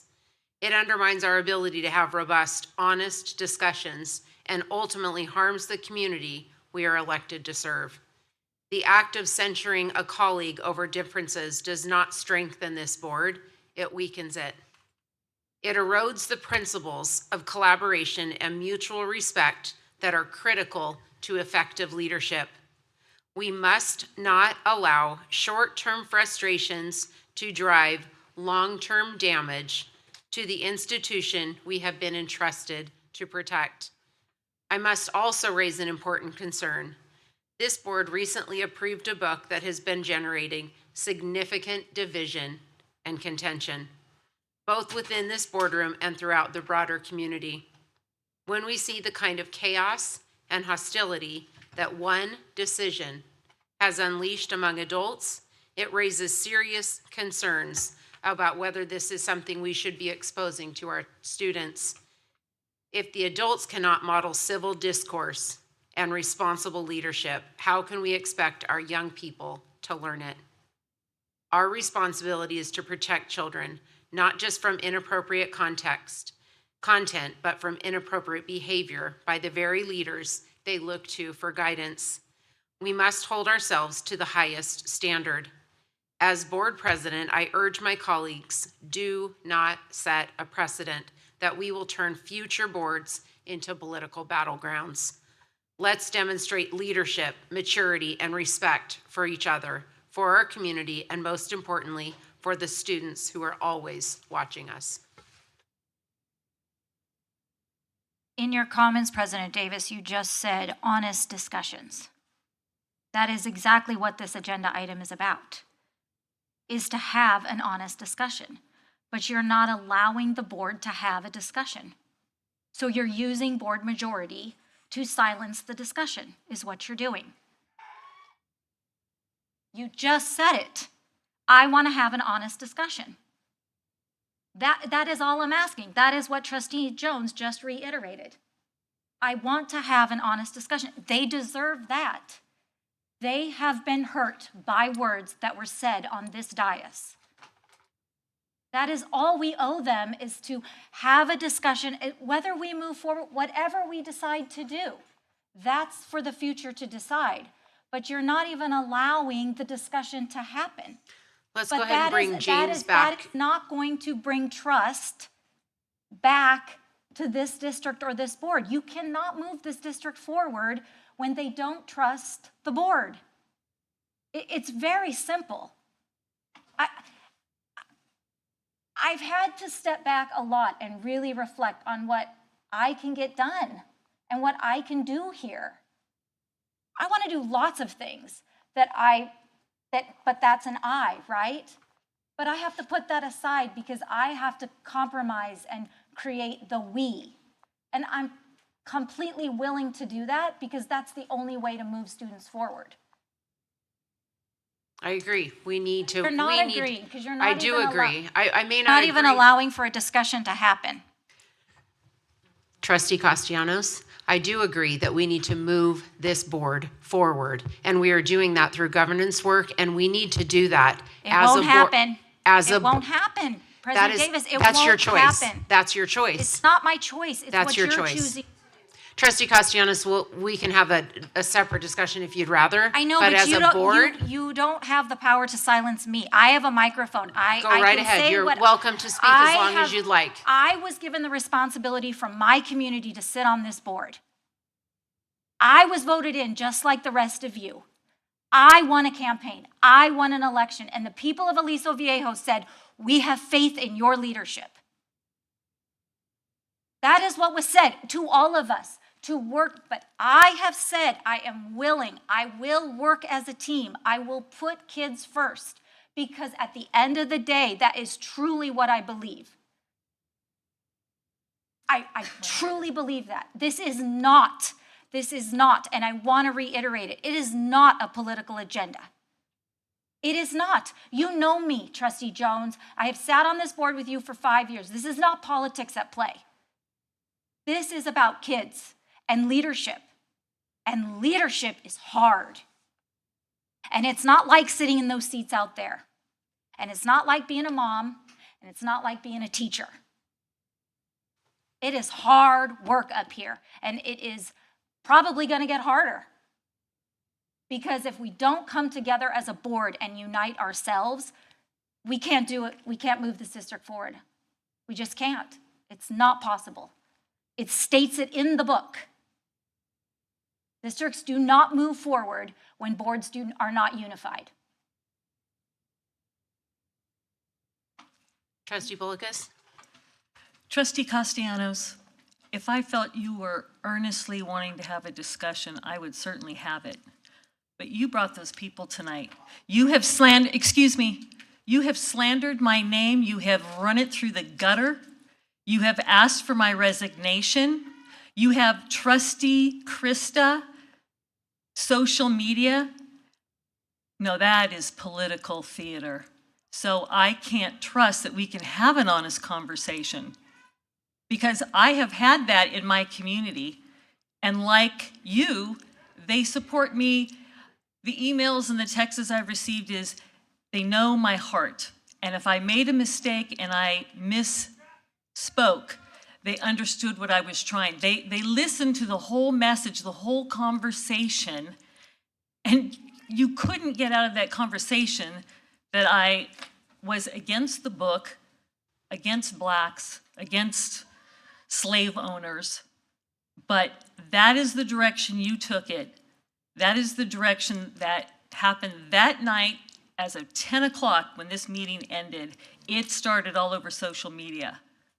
So therefore, tonight, I wouldn't be speaking to the people that are hurt by my words. This was political theater. Happy to have a good conversation, but not when you're asking for my resignation. I'm an elected official. I haven't asked for your resignation. I've asked to have a discussion. That's all I've asked for. Well, you asked for it over social media. I didn't ask for your resignation Okay. over social. But what? And would like to call the question? Okay. Dr. Pritchard has called the question. And let's go ahead and have a roll call vote, please. Student Board Member Verando. Aye. Trustee Castellanos. Aye. Trustee Pritchard. Aye. Trustee Zollinger. No. Trustee Zollinger voted no. Trustee Adnams. Nay. Trustee Jones. Aye. Trustee Bullicus. Trustee Davis. Nay.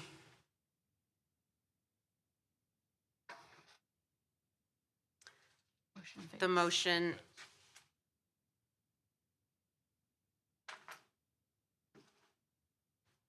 and the motion fails.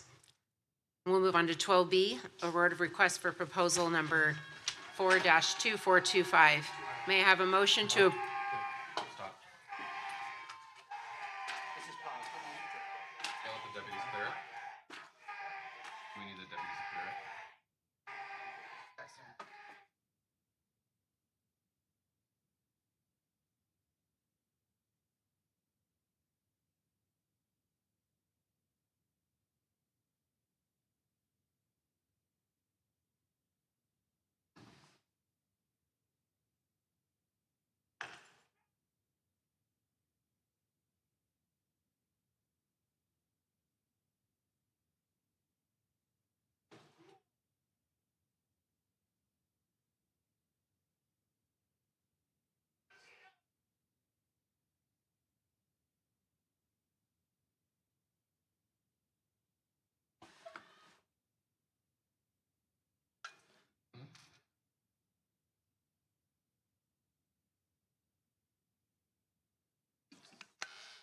Clear the room. That is our job.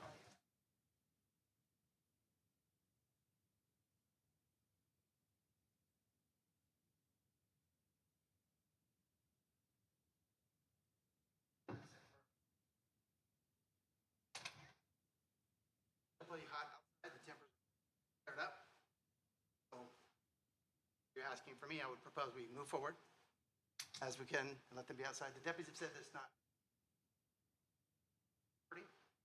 But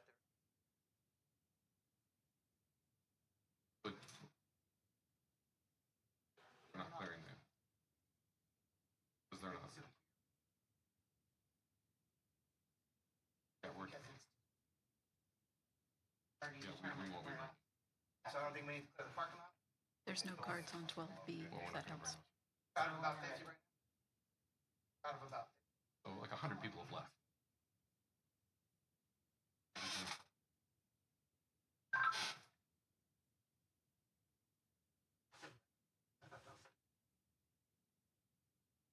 All right.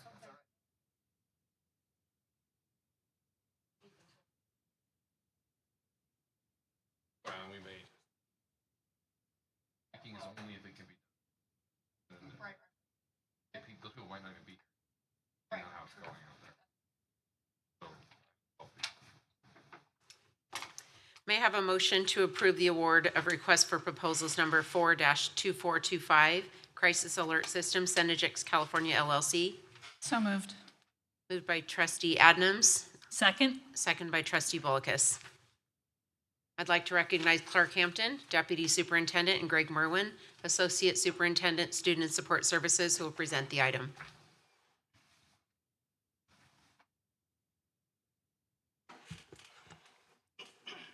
Thank you, President Davis, trustees. So as trustees know, the district has a close working relationship with OC Sheriff and does an extraordinary job responding to emergencies. However, the district has been interested in acquiring an integrated crisis alert system to augment and enhance our existing emergency response systems. So with that, we put out a request for proposal in late January, and 17 vendors downloaded the proposal, and 4 submitted proposals in the school district. Interviewed all 4, those who were submitting proposals. We interviewed all 4 companies. And after careful review, and the committee that reviewed the proposals, it was made up of district staff, school principals, and the technology department staff. So it was a broad-based committee that reviewed the proposals. And after careful review, CENTEGIX was selected as the winning provider, and they stood out for their customer support, functionality, system usability, and meeting all the technical requirements of the request for a proposal. So now I'd like to turn it over to Darren Gindra to provide a presentation on the how the system operates. Thank you. Thank you, Clark Hampton. President Davis and trustees, thank you for hearing me tonight. I'd first like to start out by introducing Ken Nunes. He's our representative from CENTEGIX who can also support me as I present the program and what it does. So I invited him here in case you had any more in-depth questions that he might want to answer. So to start off, over the past year or so, I've been working diligently to build a district-wide safety standard, as you are all aware. What we've done so far is we've contracted with independent school safety experts, the Sobel Group, to evaluate some of our schools.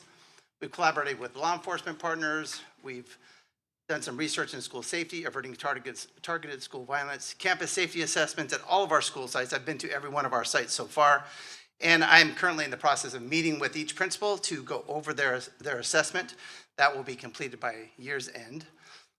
This information is only a small piece of what I'm going to present, or more of what I'll present tonight.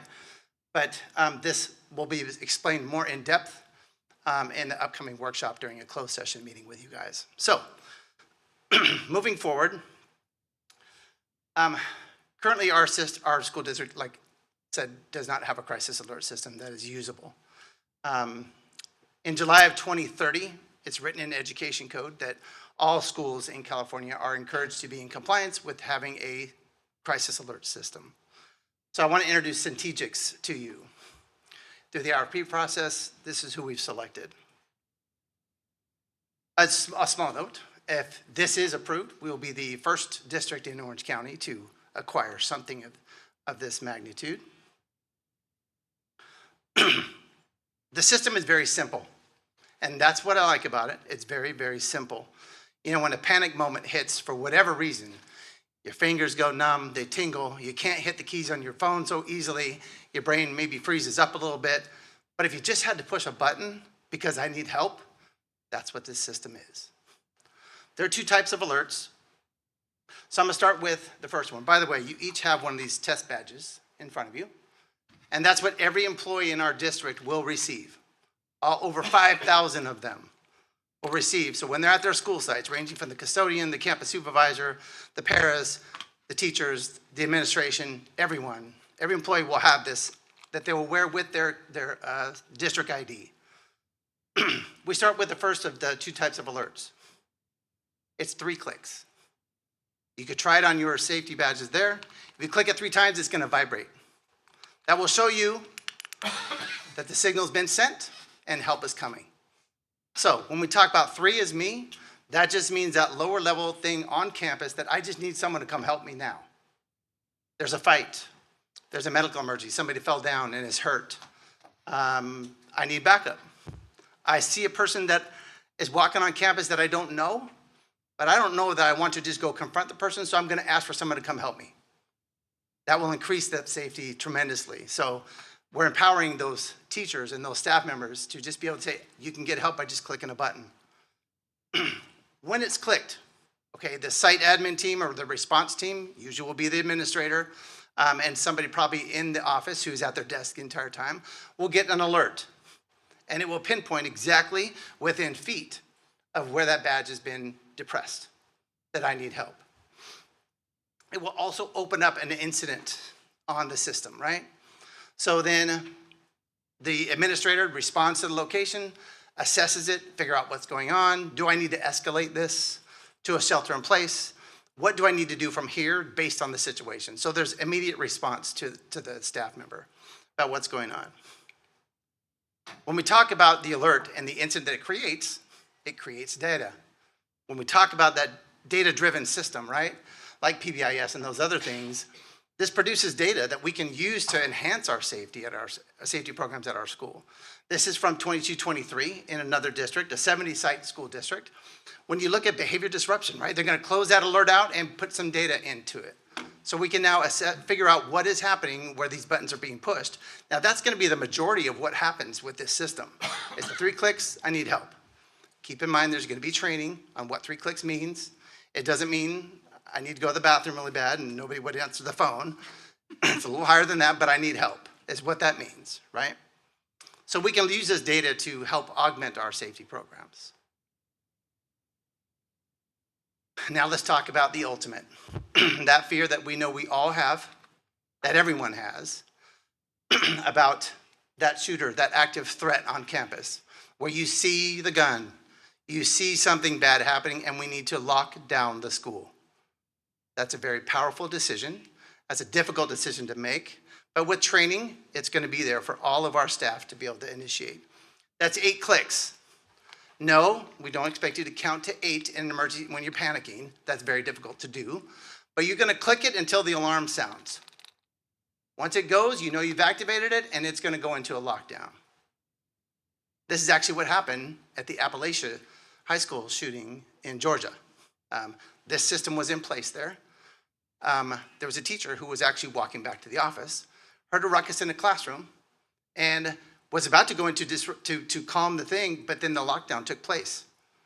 Turns out she would have been walking right into something. So that's a difficult thing to deal with, I know, and it's traumatic no matter how you look at it. But 8 clicks can happen. So what happens when you click it 8 times and you activate that system? Now we're not just going to notify the school site team. We're going to notify everybody. So when you click the button, the strobe lights start to flash. These will be placed in all of our schools within eyes distance, in every classroom, in every hallway. You shouldn't be able to walk on a campus and not see where one of these is.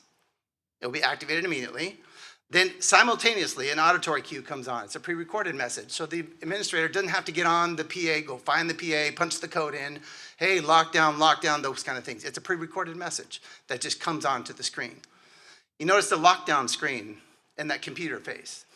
Every computer on the campus, every teacher's computer, every office computer, everybody's computer that they're engaged in will have this screen. I'm going to show you and demonstrate it, how it's going to sound. It also includes the mapping, so we know where the button is being pushed within feet. Not only does it notify the site team, but it instantly notifies law enforcement. Our Orange County Sheriff's Department is already on board. It can compete with their systems, and it will go activate in their real-time operations center, so they can shave minutes off of a response to actively go right where the buttons are being pushed. So we know right where it's coming. This is what it looks down, okay? And here's what it sounds like.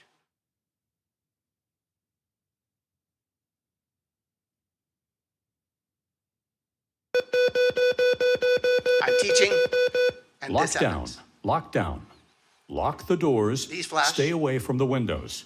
Everybody knows Encerrarse. that there's a problem. Now Cierren we las can puertas con llave. make this Manténganse recording lejos sound de las what we want it to ventanas. say. This is a very standard one, but we can say what we need to say. We can customize it. So that's what happens when the lockdown happens and the campus is alerted. We can also, and by the way, it instantly goes to the Sheriff's Department Real-Time Operations Center. Map goes up on their screen, shows exactly where the button's being pushed so that they can get in touch with their deputies as they're responding code 3 with lights and siren to go right where the threat is. It gives them that instant feedback, that data to go and say, I know where I'm supposed to go. It's no longer a matter of coming onto the campus and reading the crowd, trying to figure out by listening where maybe gunshots are, or trying to figure out where the threat might be. Now it's, I know where I'm going, and I need to go to this place because I'm already have a map with it. And it's going to populate into the Sheriff's Department and their response immediately. Now that's the ultimate, of course. That's that situation that we don't ever want to have to use it in, right? Remember I said it's customizable. So there are times when law enforcement may call and say, hey, there's some police activity in the area. We need you guys to shelter in place as a precaution, right? Not lockdown, so it's not going to flash in red. So the administrator who has access to the mapping system, the app, can just go in and put shelter in place. All the screens turn yellow with a shelter in place, whatever color we decide, but it will turn yellow. And so everybody knows this is shelter in place, and then get on the PA and say, hey, we're shelter in place because this is what's going on, and we're staging for a lockdown. So everybody's just going to stay inside for right now. So we can customize. We can do green for evacuation. We can do blue for a medical emergency, right? We want to hold them because paramedics are coming because we have a situation going. So there are many different variations of what we can do to alert the staff immediately, and everybody will get that on a computer, on a PA system, and on the strobes that will flash different colors. In all of our K-8s right now, we have Raptor, the Raptor visitor check-in system. That checks for people when they come in and they scan to get a badge, where it'll check against sexual predators, it'll check against custody disputes based on who we enter, who's not supposed to be on campus, right? This, CENTEGIX has the same system. So what will happen is Raptor will sunset and will go away, and CENTEGIX will take over. Same printers, same stickers, same system, so it's going to be seamless. But CENTEGIX will replace Raptor, and it will be district-wide at all of our locations rather than just K-8. So all of our schools will use it. You'll still scan your ID, you'll still print the sticker out and give it to them. One additional feature that I think is impressive is that, while I should note, by the way, that the badges that everyone will have, we're not going to know where everybody is at all times. It's not a trackable thing where, okay, now I know where you all are at all times. No, that's not the situation. These badges only become active when you push the button to say, I need help. That's when they're active. It opens the alert. We close it. It's back to being a paperweight around your neck. So they're not trackable. We're not going to trace people. But sometimes there are visitors that come onto campus that we do want to track. The vendor who comes in. I'm going to be working on, oh, here it is. There we go. Thank you, Ken. The vendor who comes on campus, I'm going to work in room 402 on the HVAC unit, okay? We don't know this person from Adam. We checked him in the database and he seems fine, but we want to be able to know that he has done what he's supposed to do and then left. This one is always on. This one will know exactly where that person is who's wearing this on campus. I challenged him, and Ken will remember this. I was like, okay, well, let's say the bad guy just comes in and goes, yeah, okay, I'm going to be in 402, and just goes to 402. Pops it in there, and now I'm going to go take care of some business that I want to take care of. There's a sensor in this that says this hasn't moved for 30 seconds. You might want to go check to see that he threw it in the room. So it's an additional feature, an additional feature that can be used in tracking those visitors that we might want to keep track of a little more specifically on campus. So like I said, that's an additional feature that is that Raptor does not have. So should the board approve this tonight, there's a timeline, a rollout timeline.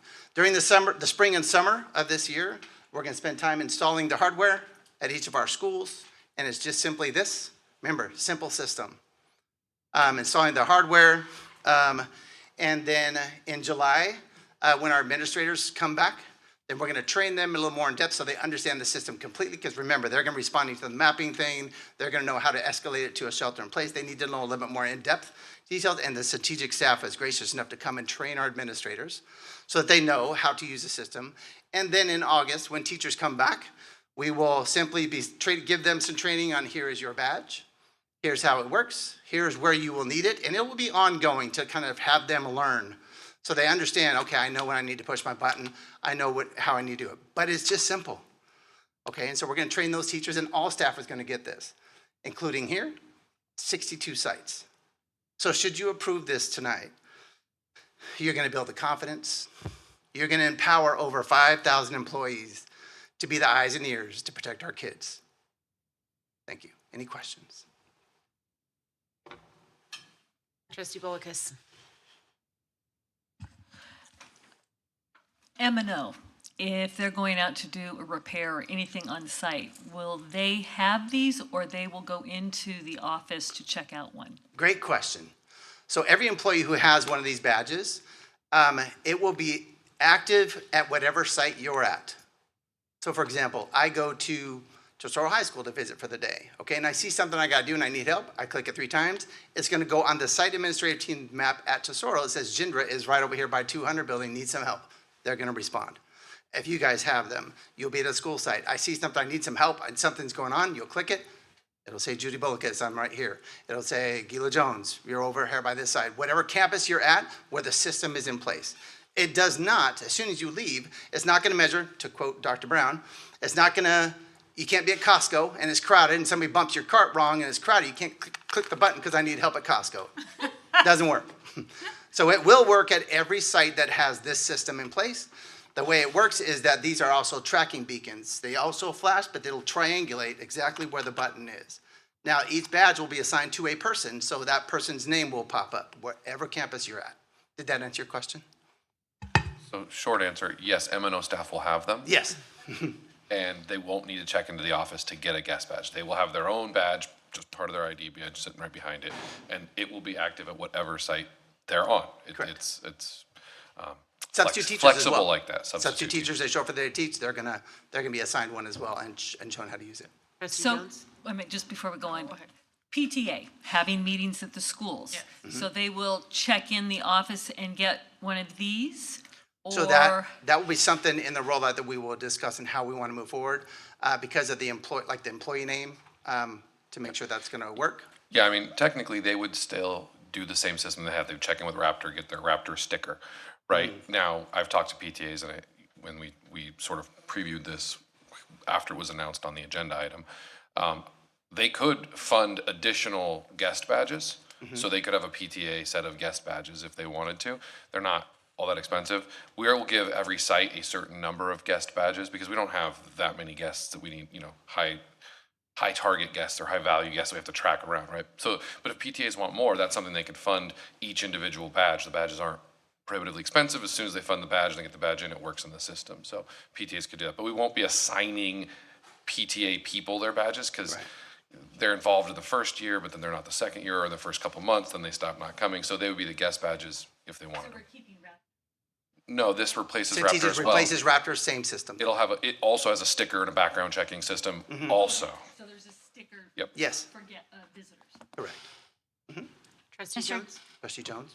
So I was actually at the day, and there was probably 15 of us there. So a PTA meeting where it's like a general meeting, and I think those are generally at night, although maybe I'm wrong, or like Coffee with Chris.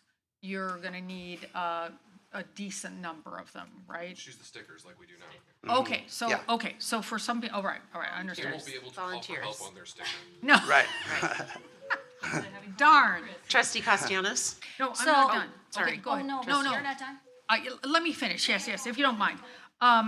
Okay, so I think then we'll get new employee orientation, which will start including this, right? Absolutely, So- ongoing. So Ongoing, as new yes. employees come in, we're going to train them and affiliate Right. them, make them familiar But with it, if yes. somebody goes to the training at school, like, let's say I'm an employee over at, I don't know, Marco Forster, and I go to the training, and then it's like, wait a minute, I don't understand. Can we have a periodic voluntary, you can come to the district office and get some more training or something like that? Well, what I can understand is that the The administrative staff will have the more in-depth training because they're running the okay. program. Right. So they're going to be the one in charge of like what comes on the screen, the mapping, Right. and understand the system. The teachers, it's just, here's when you would Just push the wear button. it If you and need, use it, tell me yeah. when you need help. Okay. Okay, and then we're going to gauge that. So really, the And- training is not, And there's an app, so like principals who are out and about in the school will probably have the Mm-hmm. Correct. app. And if an alert comes, they'll, They see can it on see their it, phone. yes. But then I assume someone in the school office will have it Yes. running on their desktop. so ideally, obviously, Okay. sometimes I don't have my phone on me or something like that. I'm out and about. Okay. I'll have my radio that they'll call or something when if I'm out doing something in classrooms. But somebody at the office staff who's always at their desk, that clerk will have, it'll Right. come on, hey, did you get that? It's over here. This is where it's going to be. Did you have a So- comment, Ken? Yeah, I just go wanted ahead. to answer your previous Yeah. question on the training. So you mentioned earlier, we are going to provide training for each and every site administrator and their safety team. So that'll be a CENTEGIX trainer going to every school as well as the other sites that you're covering. And as part of that, they're going to train those site administrators on how to train their employees, and they'll actually provide the content in conjunction with your protocols and your safety policies to create videos. We actually provide videos. We can help you guys make your own videos. They're typically 6 to 10 minutes long that you can use to train your staff on demand, work with your HR department to be able to share with new employees as well as substitutes, so they can see, hey, for your specific school, how to use the badge. Here's clicking 3 times, here clicking 8 times, what that means. It's Okay. about a 6 to 10 minute training. Okay. So, I'm assuming that people that are not normally at sites, like people that work in the central kitchen and the print shop, they won't do this, right? Absolutely, they will. They will, Yep. okay, so. Every employee, every- 5,380 of them. So groundskeepers that are just cutting grass and trimming They're gonna plants, have it they as all well. will have it, okay, all right. And then, when I was at, Capitol today, I think Ms. Massusson thought that it was RFID, it's not, Wi-Fi, is that correct? Correct. It's a Bluetooth type system, and I'll let Ken elaborate on that, but it's a Bluetooth type connection, if you want to explain. Yeah, one of our superpowers is this always works, and we promise to cover every square inch of each property, so that's interior as well as exterior, because things can happen in parking lots and in ball fields, et cetera. And we chose to use a technology that's a band of Bluetooth. It's not the one that you connect your earphones or earpods on. That would It's be not detectable. disruptive. Yeah, not detectable by any regular computer or phone, but it allows us to find you. It allows us to control these strobes, but it also works really well through walls. It actually goes about 3 miles through walls, Okay. as well as upstairs and downstairs for your multi-story buildings, so we know which floor you're on. So it's not like a regular GPS. It doesn't use Wi-Fi, doesn't use cellular, and that's really important because this badge will actually last multiple years before it needs to be replaced. So we don't have to ask anybody to put it in a charger. And we monitor everything to make sure it's running at all times so that you always have a badge that works. Okay. Trustee Castellanos? Yeah, Mr. Gender, can you just do clarification on the subs? So currently, subs don't have employee badges, correct? All right, but that's something that I'm, Correct. Usually there's a sub badge when you get to a school. Okay, but Right. it's not a it's not issued with their picture. right, it's Right, more of right. a It's not an standard employee sub badge. Right. So, but when they check into the office, they get issued one of these, One of these, correct.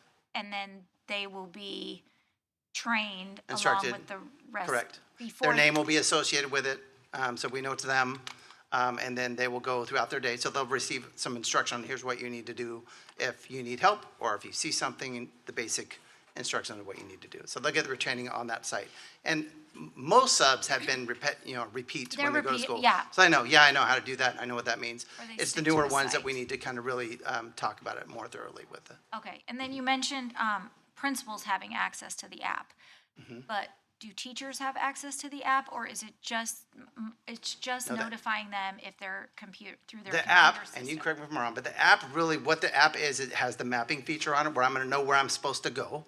Okay, that's what comes in. And then it has the series of alerts that I may want to escalate to, medical, shelter in place, lockdown, that I will have access to. So I get there, and you say, hey, I need help. There's 2 coyotes or whatever, mountain lions that are about to come on the campus. Okay, I'm gonna shelter in place. I'm gonna hit it through my app, and then that just created the yellow screen. I just put the school in shelter in place by standing there and hitting the app. That's what the app is. The app is not, okay, now we're going to communicate. Now we're not going to go into the in-depth thing. Because if I'm being honest, those app-based companies that started their system that way are good. I've demoed a few in our school sites, but they're clunky. If the cell phone doesn't work, being from Elisa and Miguel, I would imagine you can understand that cell phones don't work very well there. Am I correct? You are correct. So when that's down, Yeah. you got nothing. I think the other goal was for teachers and staff, it's simple. Yes.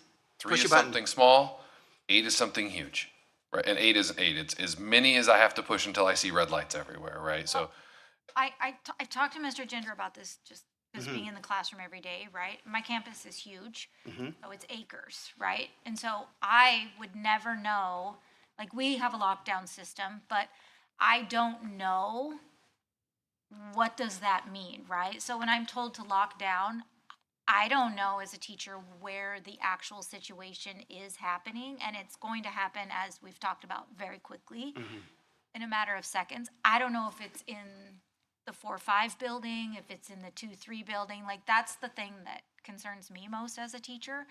I mean, the closer it is or proximity to me is, what I have to do in my reaction. Right. And so having the map come up and so it identifies where the situation is, I think is the vital piece that is probably lacking in a lot of lockdown drills, because you really don't know. You're blind, right? yeah, I guess for us, what we want, if it's the red lockdown, we want every teacher to go as far as they have to go serious, like all the way. There is no, well, it's a lockdown, but it's not a mine. Like if it's lockdown, windows are closed, lights are off, you're away from the door and away from the windows, you're not teaching anymore, right? As opposed to a shelter in place, which is, this isn't really about our school necessarily, we're just not letting kids outside. So I think we don't actually want teachers going, well, I wonder if there's a different level of lockdown. We want it full lockdown all the time, and that'll be part of our drills as well. Jindra and I are talking about all sorts of spot drills and fun things to do. Just drilling during off time, right? Unstructured time. You could do drills with this as well. That, But that's the to part take that a that step worries further, me. in the board workshop in a closed session, I'm going to give you guys some of the training, understand the difference between lockdown versus shelter in place, and what you do, how to efficiently lock down a area, and what you should be prepared to do. When a lockdown happens at that level, that magnitude is what we're looking for. That should seldom happen. We don't want it to happen, but if it does, the focus comes to your 4 walls, and you're locking down. I'm getting in my safe corner. I'm ready. Where it is should not matter at the moment. You need to process, but first it's you and your kids. Then we're going to get through that, and then first 3 minutes, right? And then we're going to say, now I need to figure out where I'm it is. always concerned because the building has multiple access points. So the teacher next door to me doesn't flip her lock block, right? Right. And she's at PE. But then I'm now responsible for running into her room, flipping the lock block on those doors and my doors because we're in a full lockdown, right? Yeah, I So get you. that- It's traumatic. These are scenarios that Totally you're get running it. through your mind as a teacher It makes because you we're think. in all different spaces all throughout the day, right? agree, We're totally. not sitting on the carpet in Totally that agree. moment. And so that's the challenge of, Agreed. But I appreciate, this is wonderful, so I appreciate the information. I think it's a step in that direction that we need to go. Appreciate that. Aaron, when was the last time we had an actual lockdown in this district? I know sometimes they say it's lockdown, but it's really shelter in place. I'm not sure I even remember. There was something in San Clemente, like, really, it was a lockdown? But it shouldn't have been lockdown. Right. When you talk about lockdown and the way I plan to train everybody, what a lockdown is, that's what I tell teachers as I get in front of them is the lockdown is now you and your kids, you need to fight because it's here. They're coming to the door and it's coming after you. So you got to be prepared. Now I'm going to teach you how to be prepared in that particular moment. That's a lockdown. Right. We're getting in the corner, we're protecting. That is the ultimate level. Okay, now, when you describe it that way, I can't recall one that's that because everything else is shelter in place. We're shelter in place right now. I think there was a lockdown at San Clemente High School like 10 years ago where there was like a bomb threat. There was a bomb threat, actually. Yeah, Because I it was on the remember first day of school. they activated the EOC and they had the phones came to the district office. Yeah. And that's the only one I remember. And I mean, that's like right after I got on the board. Yeah. Some guy named Mike Beekman couldn't go because he was off work that day, so it was a struggle for him. But I mean, I mean, that was a lockdown, right? Am I thinking that? It was, well, okay, so as we've grown over time, the language has changed and adjusted. So when you talk about lockdown, typically for a bomb threat or something like that, you're going to shelter in place. Okay. Until we know where the threat is, because you need to clear the stadium before we go there. There's protocol that we need to do to step by step get to where we need to be. So I would safely nowadays call that a shelter in place and then evacuation. So a lockdown is really like an active shooter or an active person with a weapon, whether it's a gun or knives or bow and arrow or whatever. Correct. The threat is imminent. It's right in your face. It's right there. It's happening. Yeah. So it's okay. Everything's all bars, nothing. It's all over. We got to fight. We got to live. So probably within, and Gary's been around longer than I, there have not been any lockdowns in the last, 12 years? Yeah, we're speaking a lot. We're putting a lot out there right now. Okay. That's what I'm thinking. No, meaning like. Okay, all right. I'm just kidding, Trustee Jones. Okay. I was just kidding. Got it. But what I meant was like, we're talking a lot about it, and I hope that doesn't happen. We don't want it to happen, but that is the ultimate, yes. Right.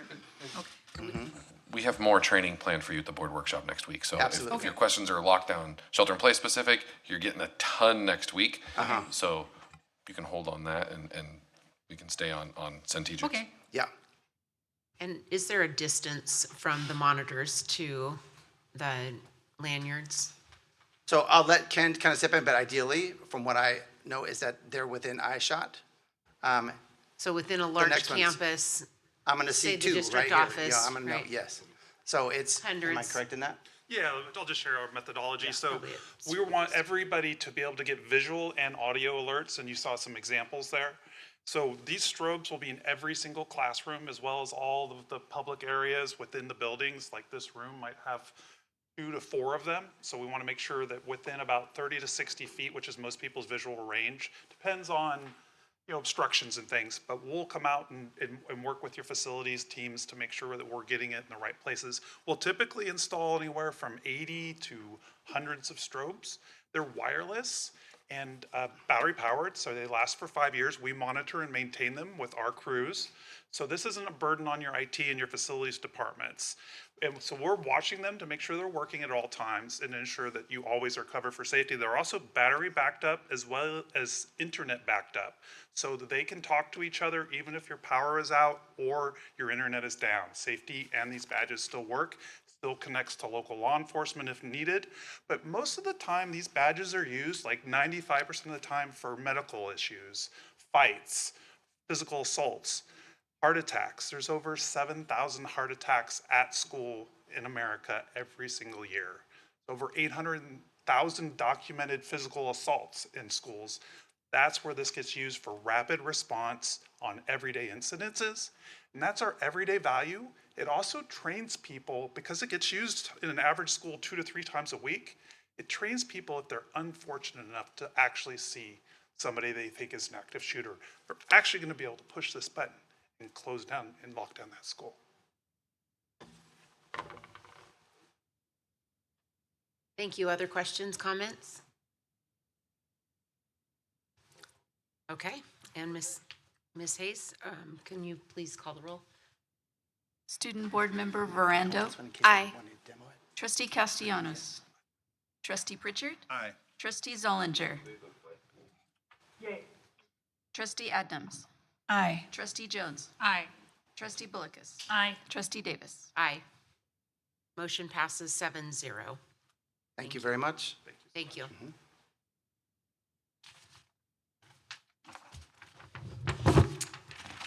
And we are moving on to consent calendar. Oh, sorry, 12C. That's the whole page I missed. I have a motion to approve Resolution 2425-25, authorization to apply for and secure grant funding from the South Coast Air Quality Management District Program, announcement number 2025-002, lower emission school bus program. I have a motion? So moved. Okay. moved by trustee Adnams. Adnams, seconded by trustee Bollicus. I'd like to recognize Clark Hampton, Deputy Superintendent, who will present the item. Thank you, President Davis. So this item is, approval of this item is simply to allow the school district to apply for the grants. And if we are lucky enough to be awarded the grant, then we would be coming back to the board for the actual purchases of buses that would be paid for partially by these grants. Great, thank you. Trustees, any comments? Okay, and Ms. Hayes, do you have any speaker cards on this item? No. Okay, and discussion? All right, Ms. Hayes, can you please call the roll? Student Board Member Verando. Aye. Trustee Castellanos. Aye. Trustee Pritchard. Aye. Trustee Zollinger. Aye. Trustee Adnams. Aye. Trustee Jones. Aye. Trustee Bollicus. Aye. Trustee Davis. Aye. Okay, and the motion passes 7-0. And we'll move on to consent calendar. Ms. Hayes, do we have any speaker cards for this item? We do have consent speaker cards if they're here, but I don't know if there's any. Okay, anybody. and are we calling names and bringing people in from outside? One moment, please.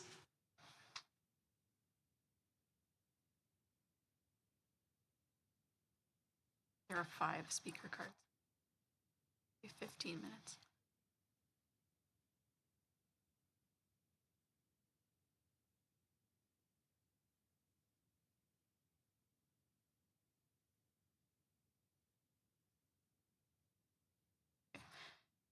The first speaker is Cheryl Frank, then Amber Smith, then Chris, Justin, and Allie.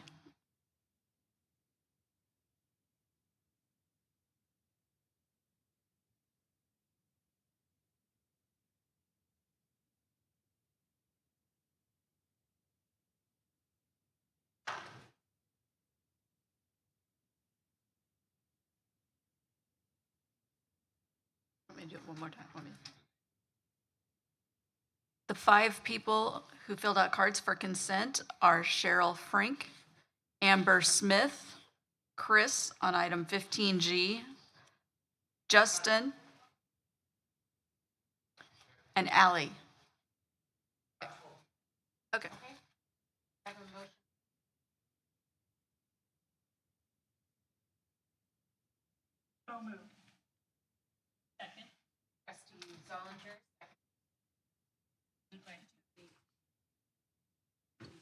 Trustees, is there anyone that would like to pull any items? Okay, it's moved by trustee Zollinger and seconded by trustee Bollicus. Any further comments before we call the roll? Mrs. Hayes, please call the roll. Aye. Trustee Castellanos. Trustee Pritchard. Aye. Trustee Zollinger. Aye. Trustee Adnams. Aye. Trustee Jones. Aye. Trustee Bollicus. Aye. Trustee Davis. Aye. Motion carries 7-0 to approve the consent calendar. And there being no further business before the board, may I have a motion to adjourn? So moved. Moved by trustee Jones, seconded Second. by Second. trustee Zollinger. Mrs. Hayes, please call the roll. Student Board Member Verando. Aye. Trustee Castellanos. Aye. Trustee Pritchard. Aye. Trustee Zollinger. Aye. Trustee Adnams. Aye. Trustee Jones. Aye. Trustee Bollicus. Aye. Trustee Davis. Aye. Motion carries 7-0 to adjourn the meeting with a preferential vote of aye from Student Board Member Verando. The time is now 9:38 p.m. Thank you.